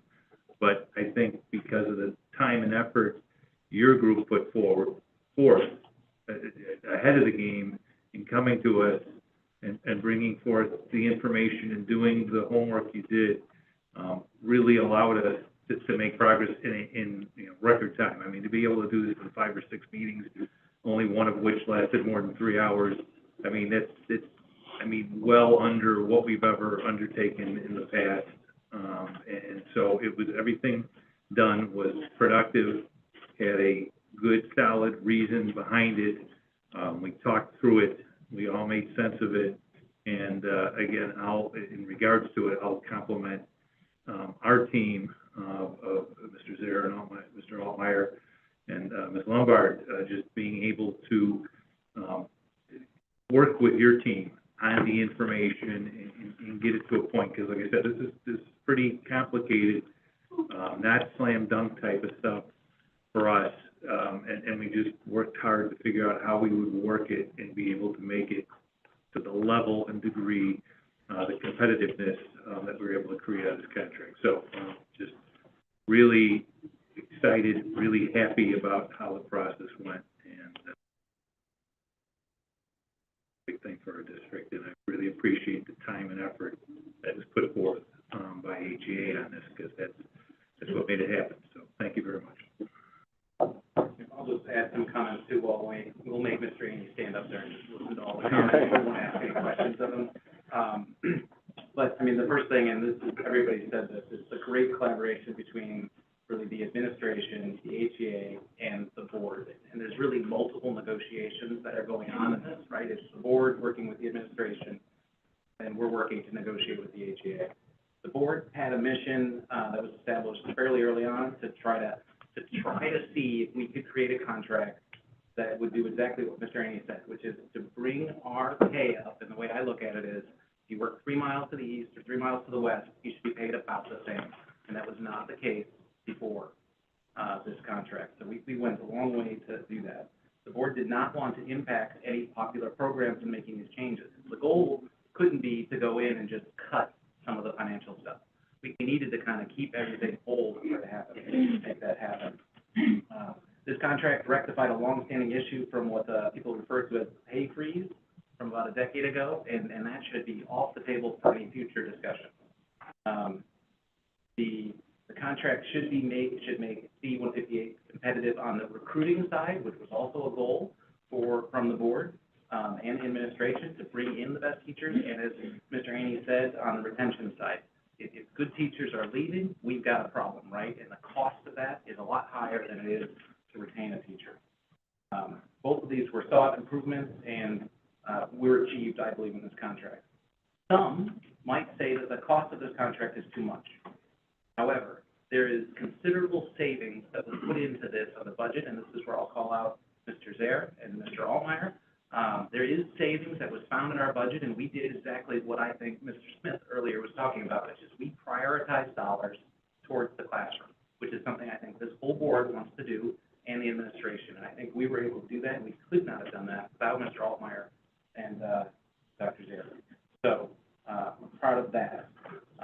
This contract will require the levy vote we are taking tonight. So I've stood here many nights fighting really hard for a leaner budget and ultimately more fiscally concerned. Anybody who's watched the board meetings knows that. However, I also ran on prioritizing teachers' pay and focusing on student achievement in addition to this fiscally conservative approach. This contract and the resulting levy vote is a product of true compromise. And that's something we need more in politics than what we're doing here. And that is one of the reasons why, based on the results of this contract and the momentum we have right now in this district, working towards the students, I think it would be irresponsible for me to vote for this contract and against the levy.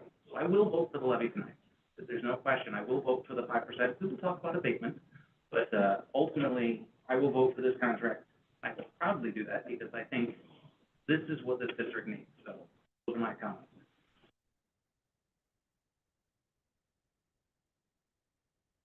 Any other comments for me? I will, I'm gonna call you on something because I'm disappointed with the HEA. I wasn't in this contract negotiation, but I was in the last one when we said about the zero freeze. We tried to compensate to the best of our ability and make sure that that was not going to be spoken of again or brought up again, and yet it was. So I'm disappointed that your union didn't stand by their word on what was signed and agreed to at the last contract. I'm really disappointed by that.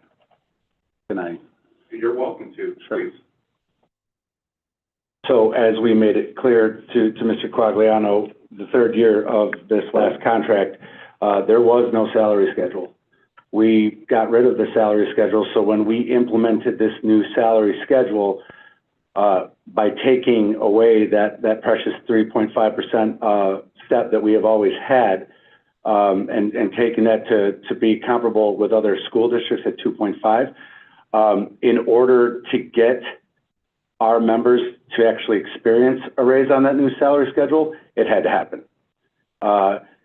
It's not something that we went against our word. I mean, yes, we got a $1,500 stipend for those years lost. That was appreciated. But once you lose the salary schedule, we didn't look at it as fighting for those years back anymore. We were fighting for placement on a salary schedule where teachers were going to get a raise in a sense that they would be equitable to the surrounding districts, and that's what needed to happen in order for that to occur. So I do understand, and I appreciate you sharing your concern and disappointment with us, but I would hope that with you knowing me especially and the amount of times I have been on this, it was not there wasn't a common trying to, let's go against our word. It was just how the things fell in place in order to get our members to where they needed to be comparably. I do appreciate that, and yet, where we are. Sure. So, sure. I appreciate the, response, and thank you for that. Yep. So maybe we can just differ on these things. Sure. And that's fine. Sure. I failed to specifically, Jason LeVar, I wanted to thank you, your first go-around, and you spent a lot of time with Dr. Zaire and Mr. Altmeyer, and that, again, was greatly appreciated and needed in order to get this figured out, because it was every single member had to be basically figured out where they would be placed, kind of to your point.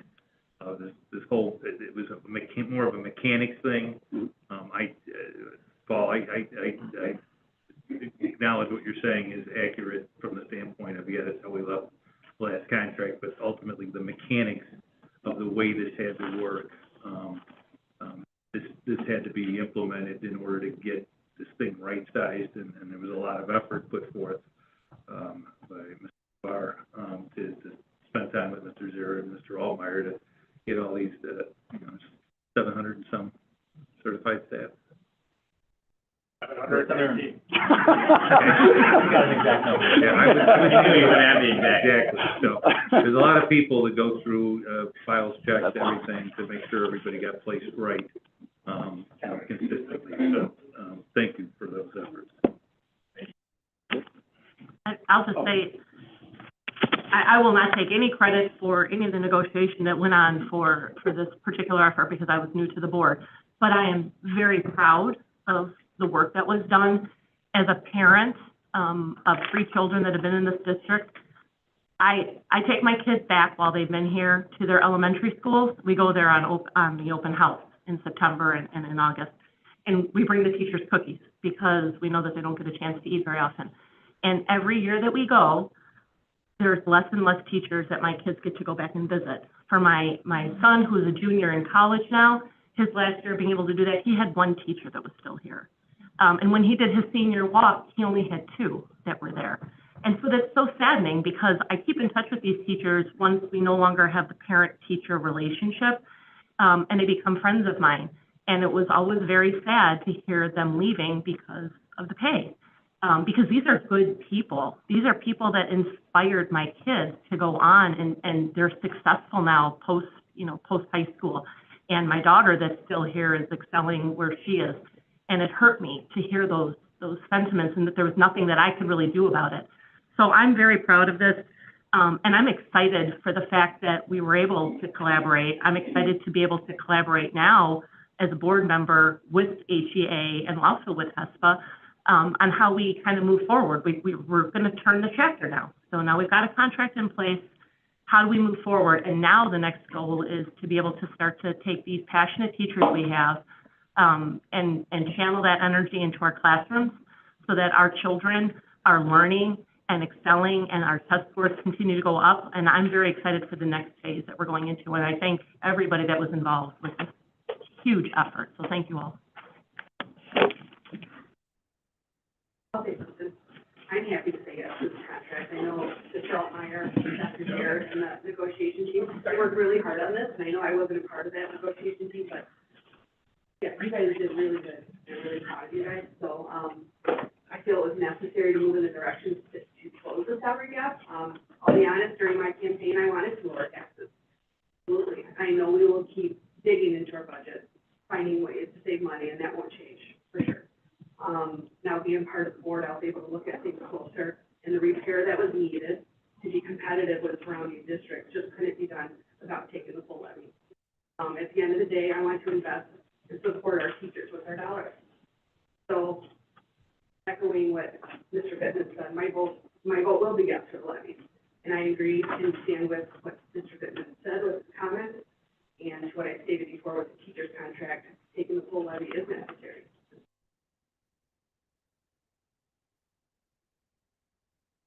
Any other comments?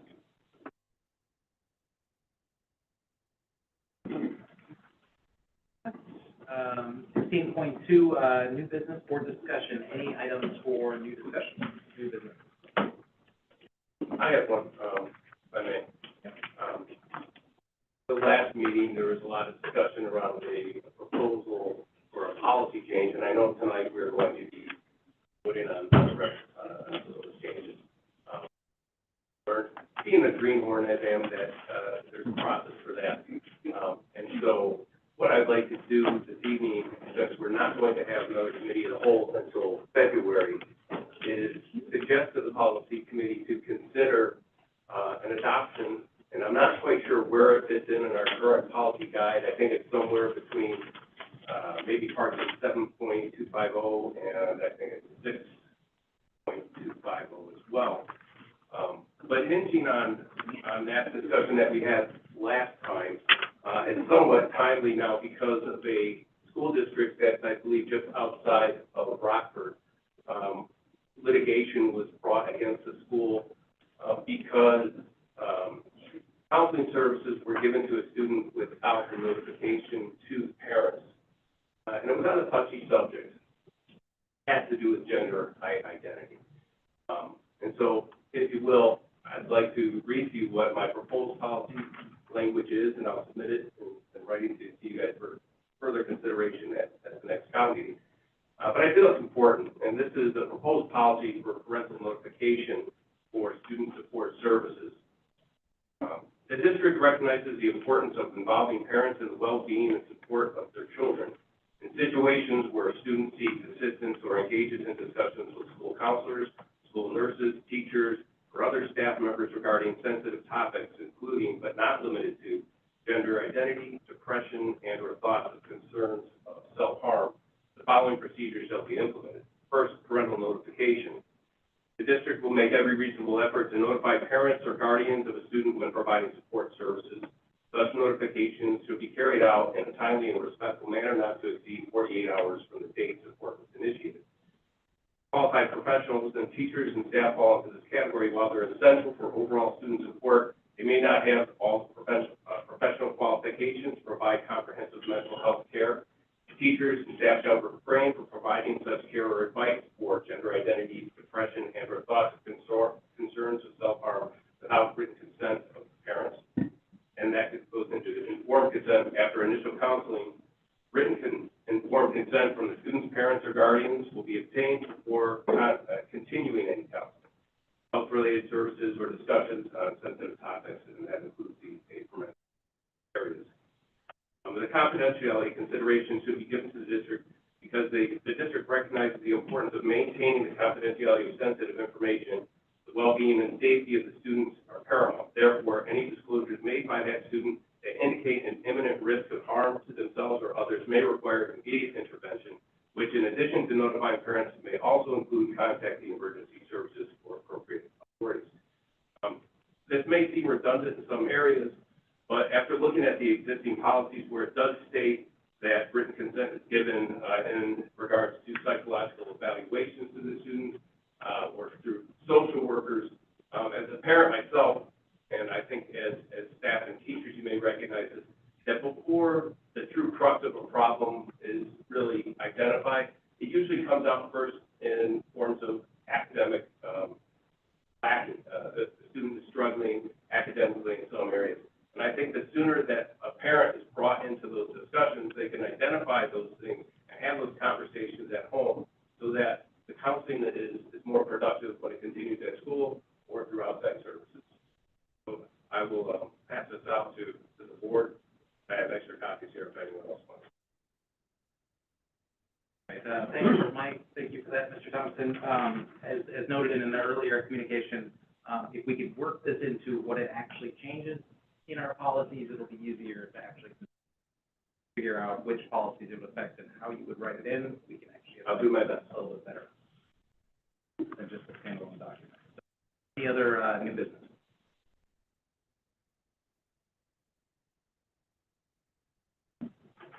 That we move to number 17, which is the consent agenda, which isn't completely full on number 17. Any changes to the consent items? Anything you want to pull out of that? Anything? I'll make a motion to adopt the consent agenda as it's written. Thank you, Mr. Thompson. Can I have a vote, please? Mr. Troy? Yes. Mrs. Murray? Yes. Mr. Thompson? Yes. Mrs. Wiley? Yes. Mr. Quagliano? Yes. Mr. Bidman? Yes. Mr. Craig? Yes. All right, with that, you'll pass the consent agenda as written in the agenda here, passes 7-0. Down to 18. All right, so the first one here is when we had a bit of discussion around 18.1, which is the Huntley Education Association and Huntley wanting to be a Board of Education collective bargaining agreement. Dr. Deere, do you have any comments about this? The comments have been made at this point. Here's your chair. Yeah, I've got the mic and my name's here, so I'm gonna go. All right. All right. So, I know we gave a shout out, to Mr. LeVar, but I just want to give a shout out to Mrs. Boston back here. She wasn't expecting this, but a lot of people going through line by line to place folks on the new salary schedule, files being pulled. I think the most quoted term was, "I've got 8 and 9." And they know what I'm talking about. So there became a code within the office as we were going through both to get them on the proper steps. And I know, Mr. Aney, you know, thank you to you and your team. There were others that were there, throughout the process. And obviously, you know, our board members, that were present and that will be voting tonight. And then, our administrative team, always appreciate working, with both of you through, processes like this. It's not always easy. It can be, very difficult process. So I don't have anything else to add besides that. And I'm seeking approval of the 3-year contract with HEA. Any additional discussion before? I'm just gonna add, and you alluded to it, again, I'm extremely proud of the contract and the dollars it provides to our teachers. It's, like I said, this is, in perspective, this is almost 2.5 times anything we've ever approved as a Board of Education for a teacher contract. It's substantial. And with that, substantial cost is affordability. We believe we've, you know, come up with a game plan and a methodology that will allow us to afford this. But I'm just, you know, this happens with every contract. This contract, to the degree it is, it will require a lot of administration and the district acting, you know, very, frugally is not the right term, but just in a manner that really pays attention to our, you know, the needs and the costs that are going on, so that we can, because we're affording this contract through various cost savings, and significant cost savings in different years going forward. So I just want to make the point that anything, this isn't a slam dunk from the standpoint of affordability from the district, but through this levy, which will take us to part of next year, half of it is attributable to a future year in this contract. So we feel comfortable about the first 1.5 years, and we'll see how we manage this. But it's not a huge gamble, but it's worth the little bit of risk and gamble that existed to go forward with the contract to the degree that it's at, because it just was the right thing to do for our teachers at the right time.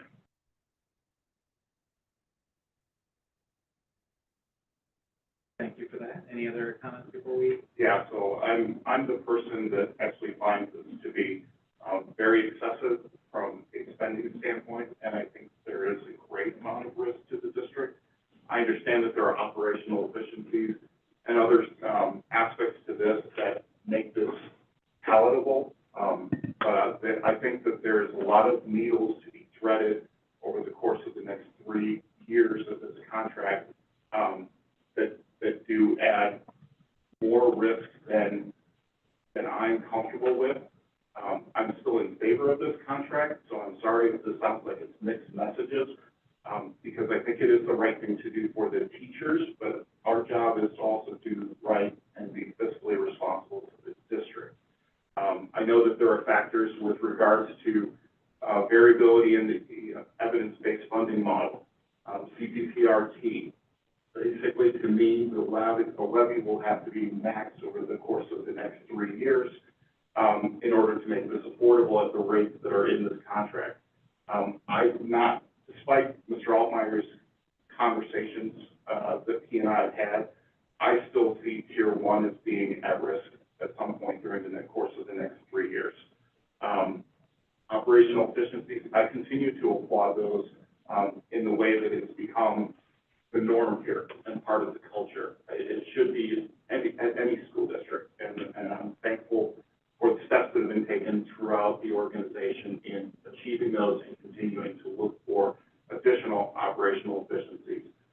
I've been part of that from an energy savings model perspective and trying to seek out those operational efficiencies throughout the years, and we've discussed that several times over recent meetings. Our debt is coming down. That is also going to add some favorability to all of this as things continue to go down. To me, I look at this as being effectively a contract with the board and the community. Because in order to fund this kind of a contract, as large as Mr. Quagliano has said, we have to be able to afford the wages for the entire duration. And this isn't just a contract with the union, this is a contract with the community. In in that we are going to live up to that for the next 3 years from a revenue standpoint. And I will support the contract, I will vote to approve it, but this really has, provided me from some angst from day one because of the enormity of the contract.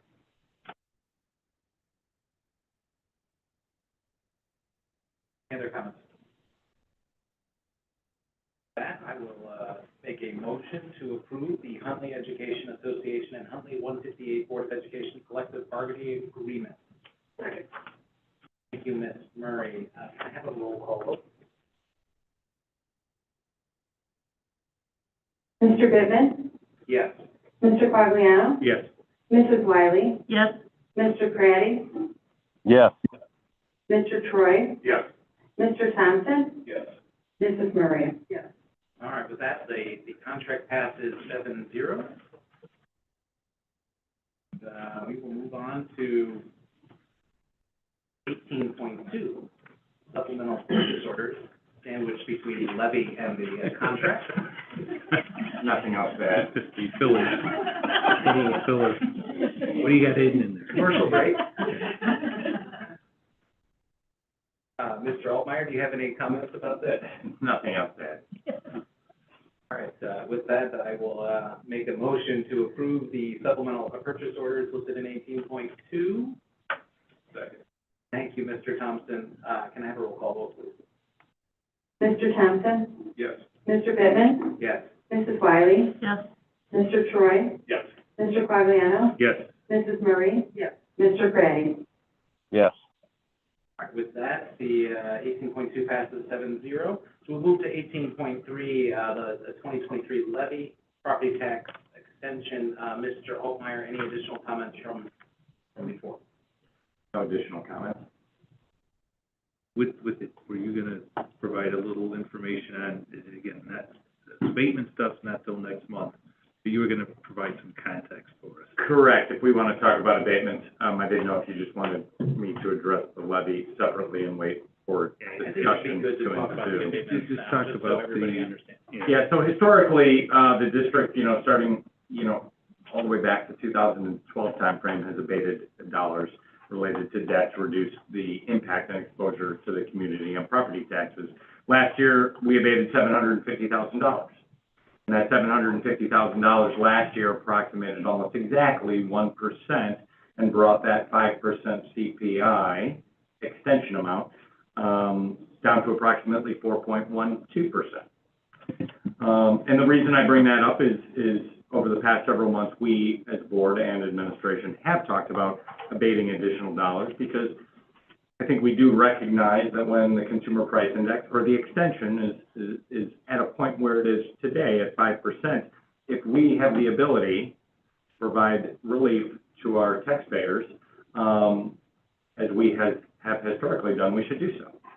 And in prior years, in fact, just 2 years ago, we had talked about actually providing a $1.5 million abatement a few years ago. But based on where CPI was at the time, 2 years ago, and we knew that CPI was 7% for levy year 2022, we opted to hold that $750,000 until last year. We also talked at that time that we do have availability in the bond and interest fund. We have numerous funds. And all of those funds generate interest earnings. And so we have interest earnings that have been accumulating over the years in the bond and interest fund. So we do have approximately a little over $1 million in the bond and interest fund that we can use this year to abate, which essentially we're not pulling from our general fund.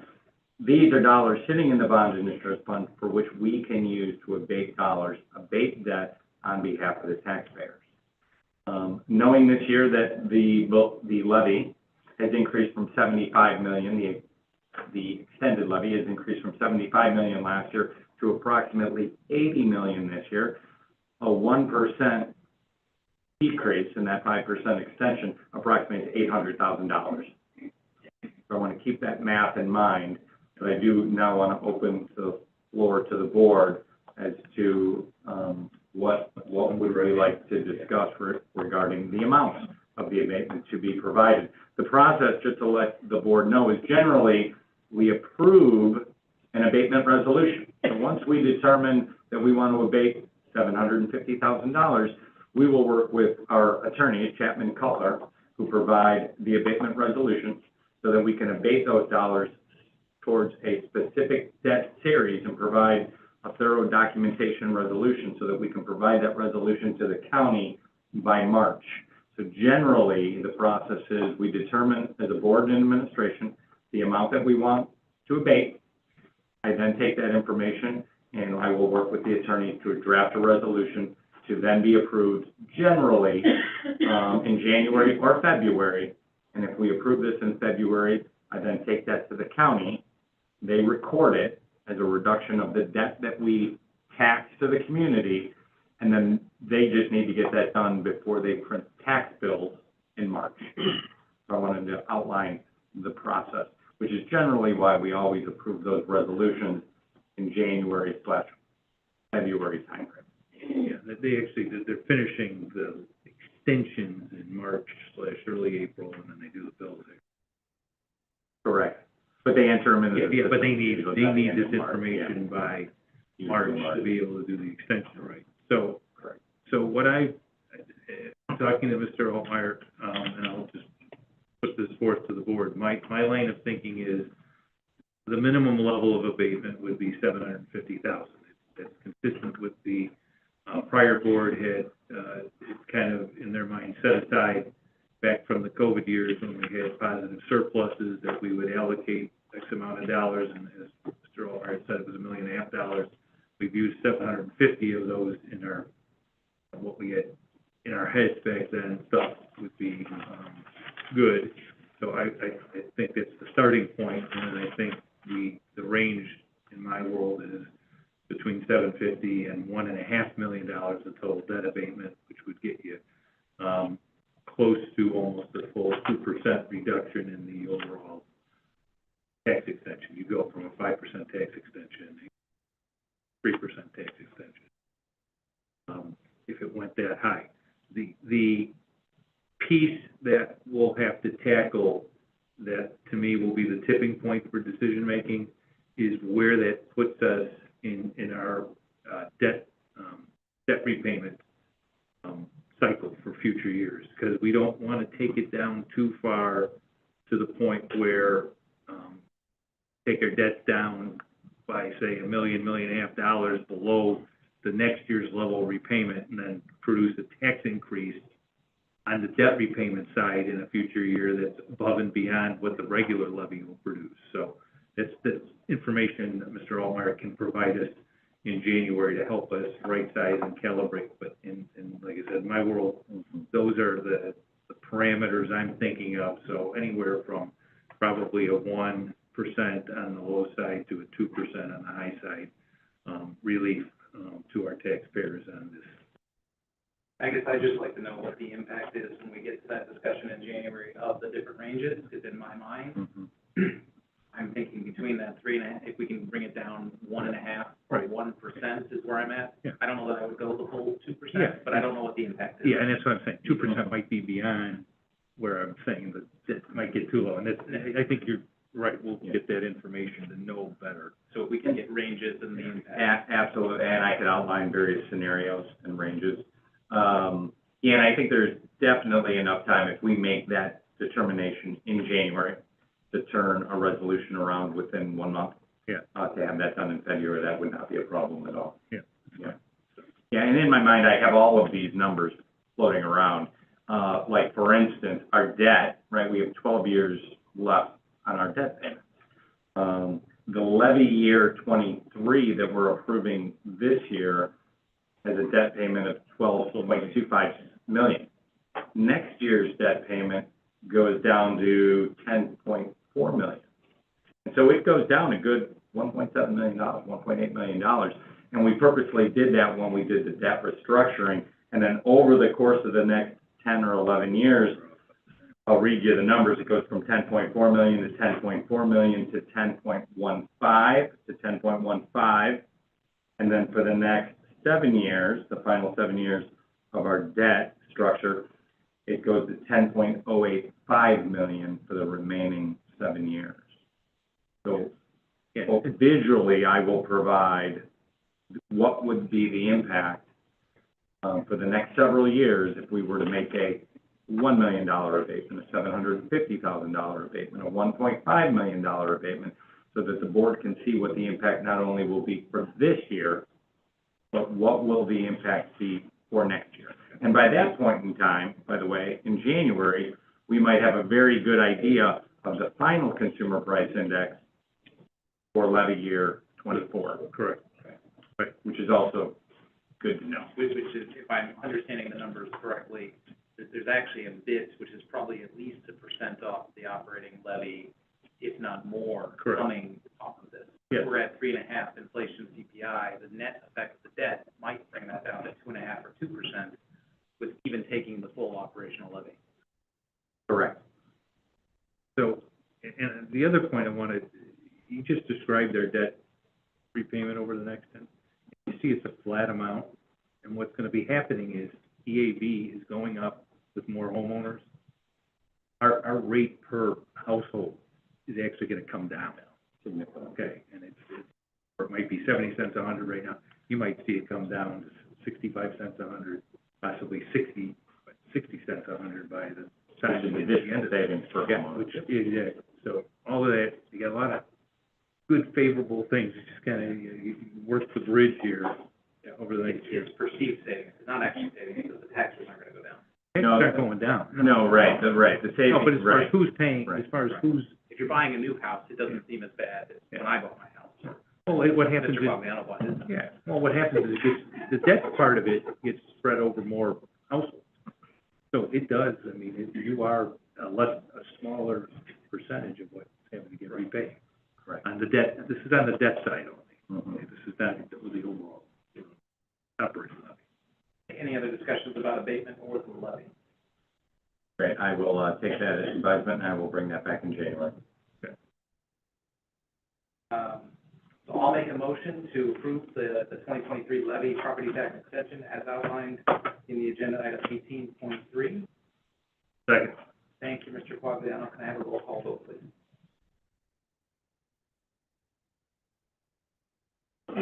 Mrs. Wiley? Yes.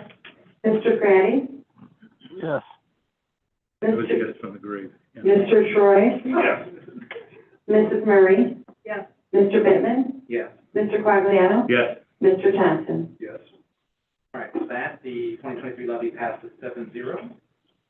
And we will move on to 18.4, the Alliance Consulting Service Agreement. Dr. Derrick. Yeah, this is the Alliance Consulting Service Agreement, and we're looking to extend 3 years with Alliance. They've been our broker since 2016, since I've been in this role. Been a fantastic partner for us. Laid out some of the things here, just the history. They have not increased the rate since we've been with them, so here comes the rate increase. You know, sometimes you wish they would have done it in small amounts over the years, but who counters with that? So we took a flat rate for all those years, and we're looking to extend it 3 years here with an increase. Mr. Altmeyer and I primarily work with Alliant, Wendy Williams, and their team. We have two go-to people. Actually, I used the hotline today. The customer service has been fantastic, and I know I wasn't here when we made the switch, Mr. Altmeyer, but I know that, you know, Ms. Lombard made that switch because of customer service of the previous broker. It declined a little bit, and we've had nothing but positive experiences with this brokerage throughout the years. And we did a little bit of research of some districts surrounding us in terms of what they're paying for annual fees. We have a district close to it paying $84,000. One that's also using Alliance paying $76,000. And I know, Mr. Altmeyer, you reached out to the folks and what they're paying annually to be in the co-op, and it was significantly more. And so we think the prices that are being presented here very fair as we move forward with what we're receiving from Alliance. Seeking approval of the board with that agreement here as presented. Any discussion? So I'm concerned the fact that we are with a partnership from 2016, and yet we continue to see our healthcare costs going up.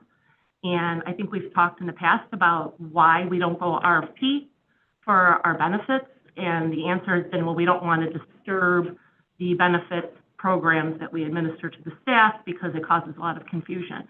I firmly believe that we need to look at our healthcare costs for our staff and continue the quality of care, but we need to really get a grasp on what our healthcare costs look like. And I expect the brokerage, if we're going to be paying them more money, is going to be able to provide us an RFP so that we can see across the board, and also look into the co-op.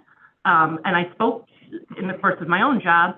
I think I asked last month what we do from a risk management perspective, and I was told that Blue Cross Blue Shield administers risk management, but that's actually not true. Blue Cross Blue Shield doesn't actually have a risk management leg. So I'm not sure if it's being maybe administered through a TPA, but I think that we need to look a little bit more closely, if we are going to go with Alliant, what type of services are you going to provide for us so that we can try to get a little bit more insight into our healthcare costs and how we can make that more competitive while still keeping the same quality of care for our employees. Yeah, I think just to provide a little clarity on what Alliance also provides us, because on an annual basis as our broker, they actually do go through RFP and RFP process. They actually do look at our medical claims, and they look at our benefit plans, and they offer us as an insurance committee various options every single year as to things that we can do internally, right? Decisions we could do internally to maybe save dollars for the membership, for the health insurance plan. And they also do go out to bid and provide RFPs, whether it's LTD, whether it's vision, whether it's dental. And historically, we have also had them go out to bid for stop-loss insurance, which we're currently paying almost $2 million a year for. And so they do go out to bid on all those things, and that's why they are, for us, we feel they have done an exceptional job for us as our broker. They are providing us all of that data and all of that benchmarking data as to what other districts are doing. And not only what other districts are doing, but when they do go out to bid, we see the bids from other medical providers, other dental providers, other vision providers. So we actually do see all those things. They also set up meetings with us where we are meeting with some of the heads of the RX pharmacy folks of Blue Cross Blue Shield, where they are in detail looking at some of the medications that some of our members are using and trying to come up with ways that we could modify our plan a little bit so that we can in turn save money for the plan and for the benefit of our members. So we do feel, we've been doing this a long time with Alliance and previously Gallagher and then Miller and Bittner. And Alliance, this broker, they really do a really good job for us. And I think, yes, we've had a large increase in claims. We've had a large increase in claims because, unfortunately, we've got a lot of sick people, unfortunately. And whether it's really our large claimants, it's almost 15 to 20%, it's maybe even less than that, of our members that are driving 80% of our medical claims. Really unfortunate, but that's why we're seeing the medical increases we're seeing. Dr. Zarin, anything to add on that? What Mr. Allmeyer had to say, we do get to look at those. There's been some recommendations to, increase deductibles. We've had made some minor adjustments. We made an adjustment to a plan this year. The most popular plan is our HMO that a lot of the staff use. They have put a recommendation out there for, changing that plan significantly to lower the premium on the exchange, and the committee has just made a choice to kind of stick with what we've had thus far. Mm-hmm. What would be the harm of actually putting out the board presentations from this group and a couple others to just show us what's out there? And when I look at the 18% that we increased, or 17% we increased, I look at it. I don't want to go on my soapbox again, but it's happening all over the place. All saying large claimants. And what would be the harm? Because in some ways, I've gotten guidance from other people who said, you need to shop this around. You shouldn't stick with the same broker for the 5 years, you should really try to make sure it's competitive. I guess, what will be the harm in doing that? Is there a time impact on that? This would take effect February 15th, and I did talk to Wendy about that, briefly. We would have to come up with something to gap that, for a couple of months. We would have to talk to Alliance, and we would need some type of support if we were to extend that or have an RFP, things of that nature. So we would still need some. So it's been a number of years since we went and interviewed and looked at a variety of different places we did there. And so I remember when that was, one of the pieces that was more about process of how they go about, because other companies would not have our data, nor could we provide them with some of that to be able to say where some of those savings pieces. So it would be more of what their process would be on how they go about. We've not had change with our medical, right? But I know that they've looked at different things over the years of what that would be, and a lot of that's around the plan. More of that change or that RFP, the shopping around with the cost that's been in our vision, and our dental component. And I've been one of those. Every time we do it, there's a change with that piece. And I know that it kind of that cost. We want to provide that consistency with some of the vision and dental. It might not be as important as with some of the medical components there with that. And we may do, it's a little bit of a hassle on that, but we do always ask annually for them to go back, sharpen the pencil, and look at that medical component. What would that process look like? It's more about how they would go about this, correct? Correct. And they may be able to obtain access, right? If we issued an RFP and we asked numerous brokers, there's several out there. I have a list of them here from other school districts and who they're using. Gallagher would be one of them. Several of the ones that we have used in the past are on this list that I will tell you at the time we were not happy with their services, but certainly we could always re-entertain a bid. They may be able to obtain our Blue Cross Blue Shield historical data, but historically, Blue Cross Blue Shield does not provide data timely. So if we were wanting a broker to take a deep dive into our account, this process may take 6 months for them to get access to our data, for them to pull our data, and them to really analyze our data to provide a bid specific to our data. Otherwise, I think what Ms. Lombard has stated is absolutely right. When we went through this process in 2016, it's really about the process, about what they can provide and how they function as a broker. We do have a health insurance committee, and we meet quarterly, and we do have a board member on that health insurance committee. And maybe a recommendation would be, maybe we don't sign a 3-year, maybe we sign a 1-year, maybe we can have a little more board involvement in the health insurance committee so that the board can actually see and ask questions and be part of that process of understanding, which would then give us a little more time in the out years to do something like this. Because what Dr. Zier is talking about is creating a gap. We really do use Alliance. We have a lot of employees that call Alliance and have questions on their medical, they have questions on their dental, they have questions on everything. And I think there's a risk there, a significant risk if we don't move forward, that we're going to have a gap for our employees. So, am I kind of wrong on that? That is, when we talk about disruption to a plan, when we talk about switching dental or vision or anything, really, we talk about disruption. Because when somebody finds out that their dental provider or their medical provider is no longer part of a plan, that creates a problem, and this would be massive disruption if nobody had anybody to reach out to. I did want to throw that out there as well. So that would be an option. My question is, to the administration, the questions you guys are asking. what do you think's not getting done? Could be done? I think it's, for me, it's about fresh eyes looking at it. Our medical spend is such a huge amount. Yeah. And we need to just have someone kind of look at it. And, I understand there's a component here on the contract.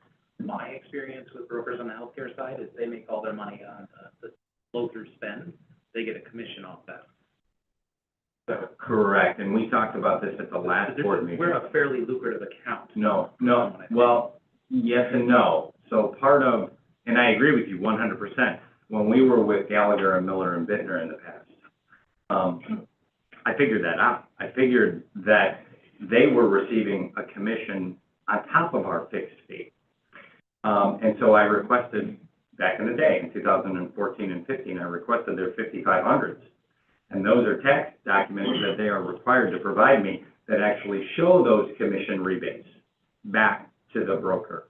And at the time, our brokers well in excess of $200,000 were receiving well in excess of $200,000 for doing the services that Alliance is doing for 66 and now 70,000. When we agreed to work with Alliance, we said no more commissions, because we want every dollar that Blue Cross Blue Shield is quoting us, every dollar that our dental provider, our vision provider, our LTD provider are quoting us, we want them to be rebate and commission free back to you. So actually, Alliance here is not receiving any other rebates back. There is a document that I have in front of me right now that was shared with me from a lot of other districts, and a lot of other districts are asking these questions. What are you paying your health insurance broker? And it shows, well, the broker that they're with, and are you self-insured or are you fully insured, and a lot of other things. And then what is that fee? Is it a fixed fee or is it a variable fee? And then I went in and I added, well, are you allowing your broker to accept commissions? Many districts on here say yes. Only a few of us said no. And the few of us that said no understand this quite a bit. So there's a lot of districts, to your point, are probably not knowing that their broker is receiving commissions. But I tell you all that because I'm aware of that. But the agreement we have with Alliance is they are now receiving rebates. So back to your question, Mr. Bogdan, it's really That's important. important. For me, it's about fresh eyes. Yeah. Just making sure we stop and we're making the right decision. This person is fairly important in how they do. That's really where I'm going. Right. Okay. And I understand there's time pressure here, and that's what I'm trying to. Okay. But you want to say, you want choices. You'd like this thing to be an RFP, where we have other brokers compete to, and what we don't know is, I mean, they might compete on just what their fee is. I mean, so would our RFP with them just be what their fee would be? Because they wouldn't be able, for many months, to compile the information to come up with. No, I don't think it would be an RFP for their fee, it would be for their services. This is what their fee is. Well, that they're providing their service. I would feel comfortable with Mr. Altmeier's suggestion of a 1-year extension with the option to then say, okay, now we're going to utilize this time to be able to look and see what the landscape is like out there for other brokerage, so that there isn't a disruption to our employees and our staff and the members, but it also allows us the opportunity to see what else is out there. And if Blue Cross wants us to stay with them, then I suggest that they give the data. If they're looking for us to be their client, then for them to sit on the data is to their detriment. And I'm not adverse to what you're saying, 1 year type of thing. I'm just, you were concerned whether RFPs were being done on the bids for not just the services, but the plans and stuff. That's actually happening. A lot of, like I said, there's a lot of involvement between the insurance committee. The board's just involved with it, with its one member, and I'm going to get the final piece of it. So I've been satisfied with the process in the past. I'm not adverse to doing this 1 year and having them take a fresher look, whatever, and then to see if there is not gonna be a waste of time because it's been 7, 8 years. And I guess it, would be time to kind of, let's take a look, and these guys might win. We might be still satisfied with whatever occurs, but, I'm okay with that. Just having seen this for so long and what's going on, the knee-jerk reaction of, the cost went up quite a bit. We've won on this end for a long, long time. And we finally, it's kind of caught up to us just a little, and I don't want to overreact because we've had a bad year and now a half type of thing going on. My concern isn't necessarily that it's just 1 year or 2 years of bad years. Right. That's going to happen. We might have Right. a graying of our membership. We might have a cluster of issues that are causing some of these health Right. concerns.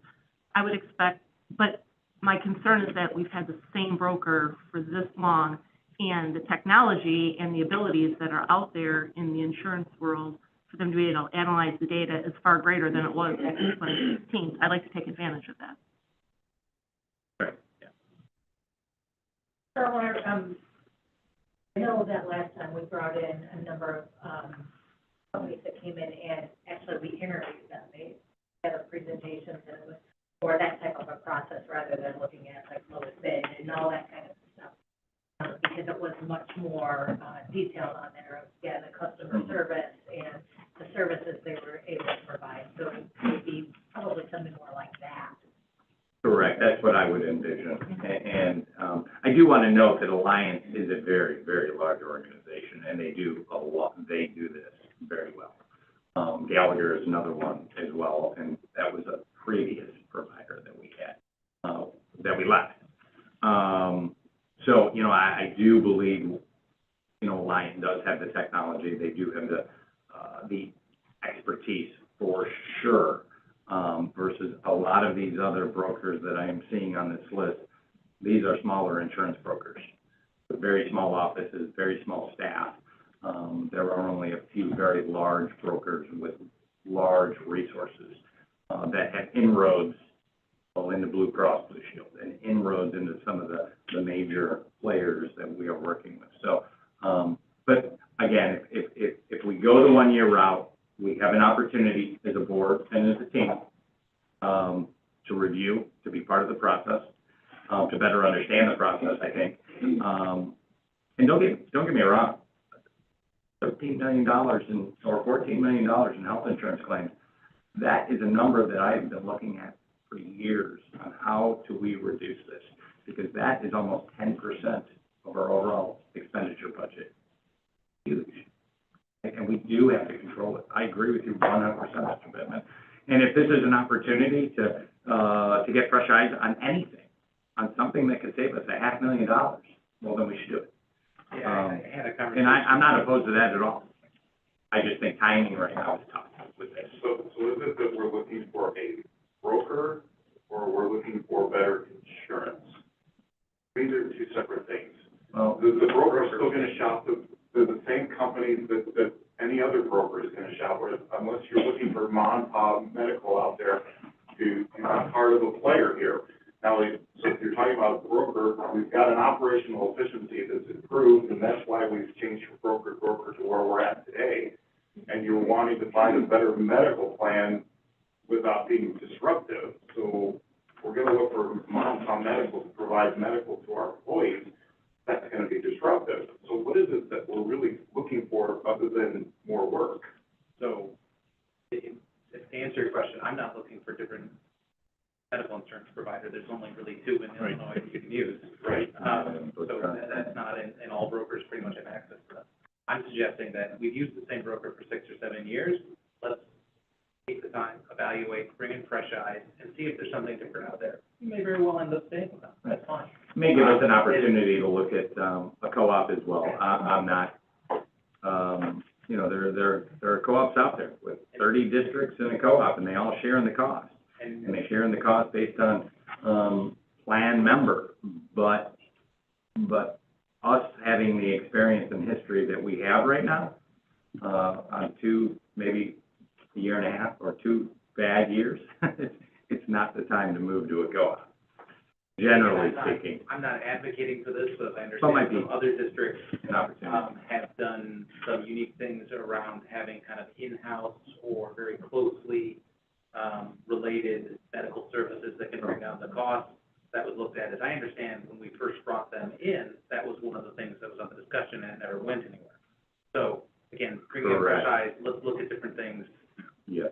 And I'm not trying to disrupt any employees, anything. I'm just saying, we use these brokers, they're key. What's the harm in actually taking some time to look at this, because we've had one for 7 years. Yeah. So I guess I would look for the 1 year type of thing, and then let's spend a little time, and I I can would make add a your workload. January. Yes, we could bring a 1 year back in January. Because the agreement that I think is in front of you now is a 3 year, so we would have to revise that agreement. But if the board, I wonder if we could do this. Can the board make a recommendation to approve a 1 year? And by approving a 1 year tonight, we do not have to bring it back in January as long as the number stays the same. Correct. Is that good? Yeah. Is the board good with that? And then we don't have to bring that back, Dr. Zare? You'd be making that recommendation for the 24. For future. 24 at 70,000. So I guess I will make a motion to, move forward, to agree to the Alliance Consulting Service Agreement as written, but only for 1 year at $70,000. Okay. And I have a second from Ms. Wiley. Can I have a roll call vote, please? Mr. Craddy? Yes. Mr. Bittman, Yes. Mr. Troy? No. Mr. Quagliano? Yes. Mrs. Murray? Yes. Mr. Thompson? Yes. Mrs. Wiley? Yes. All right, with that, the motion passes 6-1, and we move on to 18.5, authorized agent of the District 158 Board of Education for energy procurement contract. Question help with this one? We don't have Mr. Ricotta over there. I'll start off with it. If there's anything you want to step in and say anything, that'd be Yeah, great. go ahead. So it has been, past practice to be able to execute energy contracts on the same day RFP responses are received. The administration recommends to the Board of Education to designate Paul Troy as the authorized agent to be able to make these approvals. This individual will have the ability to approve natural gas and electricity procurement contracts until the January 2025 board meeting. It'll be reevaluated at that time. Yeah, we do this on an annual basis in order to take advantage of price fluctuations that happen as quickly as prices move on stocks. You can effectively think of the same thing. This is just trying to get that, get those locks in as quickly as they can be done. Any questions? No questions. The only thing I'm trying to remember is, are we still about 50% of our natural gas? 75. 75 is procured on the spot market now, or No, versus futures. well, it's spot. Yeah, yeah. Until 2026, I thought. Okay. Mm-hmm. I couldn't remember if it was 50% or not. 75%, so that's why. Yeah, we had a pretty extensive discussion, I think, on this Mhm. meeting. And it would have been part of the consensus, not enough bodies. So any other comments about this one? All right, so I will make a motion to move forward with the authorized agent of District 158 Board of Education for energy procurement contract, in agenda item 18.6. I have a second. Second. Thank you, Mr. Quagliano. Can I have a roll call vote? Mr. Thompson? Yes. Mr. Bittman, Yes. Mrs. Wiley? Yes. Mr. Troy? Yes. Mr. Quagliano? Yes. Mrs. Murray? Yes. Mr. Craddy? Yes. All right, we will now move to 18.6. Asphalt crack fill, seal coat, and traffic painting bid, 2023 to -43. This is an exciting one. I know you guys are waiting for this one all night. I've been wanting to repeat this one 3 times. Yeah, toilet flushing, we're gonna get. You're not going down that rabbit hole again. Yeah. The bids were open for this project November 20th. There was 3 bidders. Denler was a low bid at $56,186. This is for the seal coating, crack fill and traffic painting for the new asphalt that was the north side of Martin, the main entrance now at Marlowe, and the bus lot here at the administration building. So the administration would like to recommend to the board to approve this bid to Denler in the amount of $56,186. No discussion, I will make a motion to move forward with 18.6 asphalt crack fill. I knew it. Wait, whose fault? And traffic painting bid 2023. Seconded quickly, so. Thank you, Mr. Troy. Thank you. And have a roll call vote. Mr. Craddy? Yes. Mr. Bennett? Yes. Mr. Troy? Yeah. Mr. Fabiano? Yes. Mrs. Murray? Yes. Mr. Thompson? Yes. Mrs. Wiley? Yes. All right, the motion passes 7-0. All right, moving to 18.7, change order number 4 to the agreement with Verigy Guaranteed Energy Savings Contract Project. Change. 2022-32. So I don't, do you have the attached draft of the change order in front of you? This is for the solar array outside here for the electric buses. It is for reseeding around the outside that was disturbed. We are getting a credit or a deductive amount of $4,850 for us to handle it ourselves and just get this contract closed and paid off and done. So we recommend the Board of Education to approve this change order in the deductive amount of $4,850. Any discussion around this? All right, with that, I will make a motion to move forward with 18.7, change order number 4 to the agreement with Verigy Guaranteed Energy Services, which is a credit of roughly $4,800. Okay. Thank you, Mr. Troy. Can I have a roll call vote, please? Mr. Craddy? Yes. Mr. Bittman? Yes. Mr. Troy? Yes.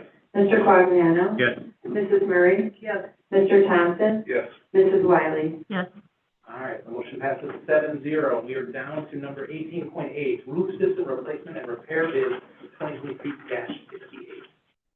So this is for the Phase 5 roofing project at Huntley High School. Bids were opened November 28th. There was 4 bidders. I don't know if you have the numbers in front of you. So there was 3 bids that were relatively close in the $700,000 range, and there was one in the $400,000 range. And he pulled out, right? Yes, so he pulled out. We felt, in all fairness, to interview actually both companies and came to the conclusion to disqualify Ample because of multiple reasons of not meeting specs in the bid. And then interviewed DCG Roofing, and they met all the requirements that were in the specs in the bid. So we would like to recommend the approval to give the job to DCG Roofing for $703,000. Any discussion? With discussion of, I can't remember having used them in the past, is that correct? We have not, but they bid on many of our jobs, and they do a lot of Tremco work, Okay. which is a product we use in all of our roofs. Okay, that's fine. Okay. I'll make a motion to move forward with 18.8, roof system replacement and repairs bid 2023-58 as in the agenda tonight. Can I have a second? Thank you, Mr. Troy. Can I have a roll call vote? Mr. Thompson? Yes. Mr. Bittman? Yes. Mrs. Wiley? Yes. Mr. Troy? Yes. Mr. Quagliano? Yes. Mrs. Murray? Yes. Mr. Craddy? Yes. The motion passes 7-0. All right, we move on to 19. Is there any public comment? No public comment. So, without any public comment, we'll move to 20, and I'll make a motion to adjourn the meeting at 9:47 p.m. Thanks. Thank you, Mr. Quagliano. All in favor? Aye. All opposed? The meeting is adjourned. 9:47.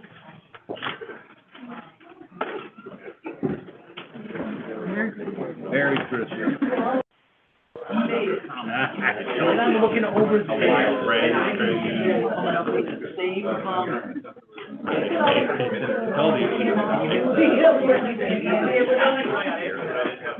told you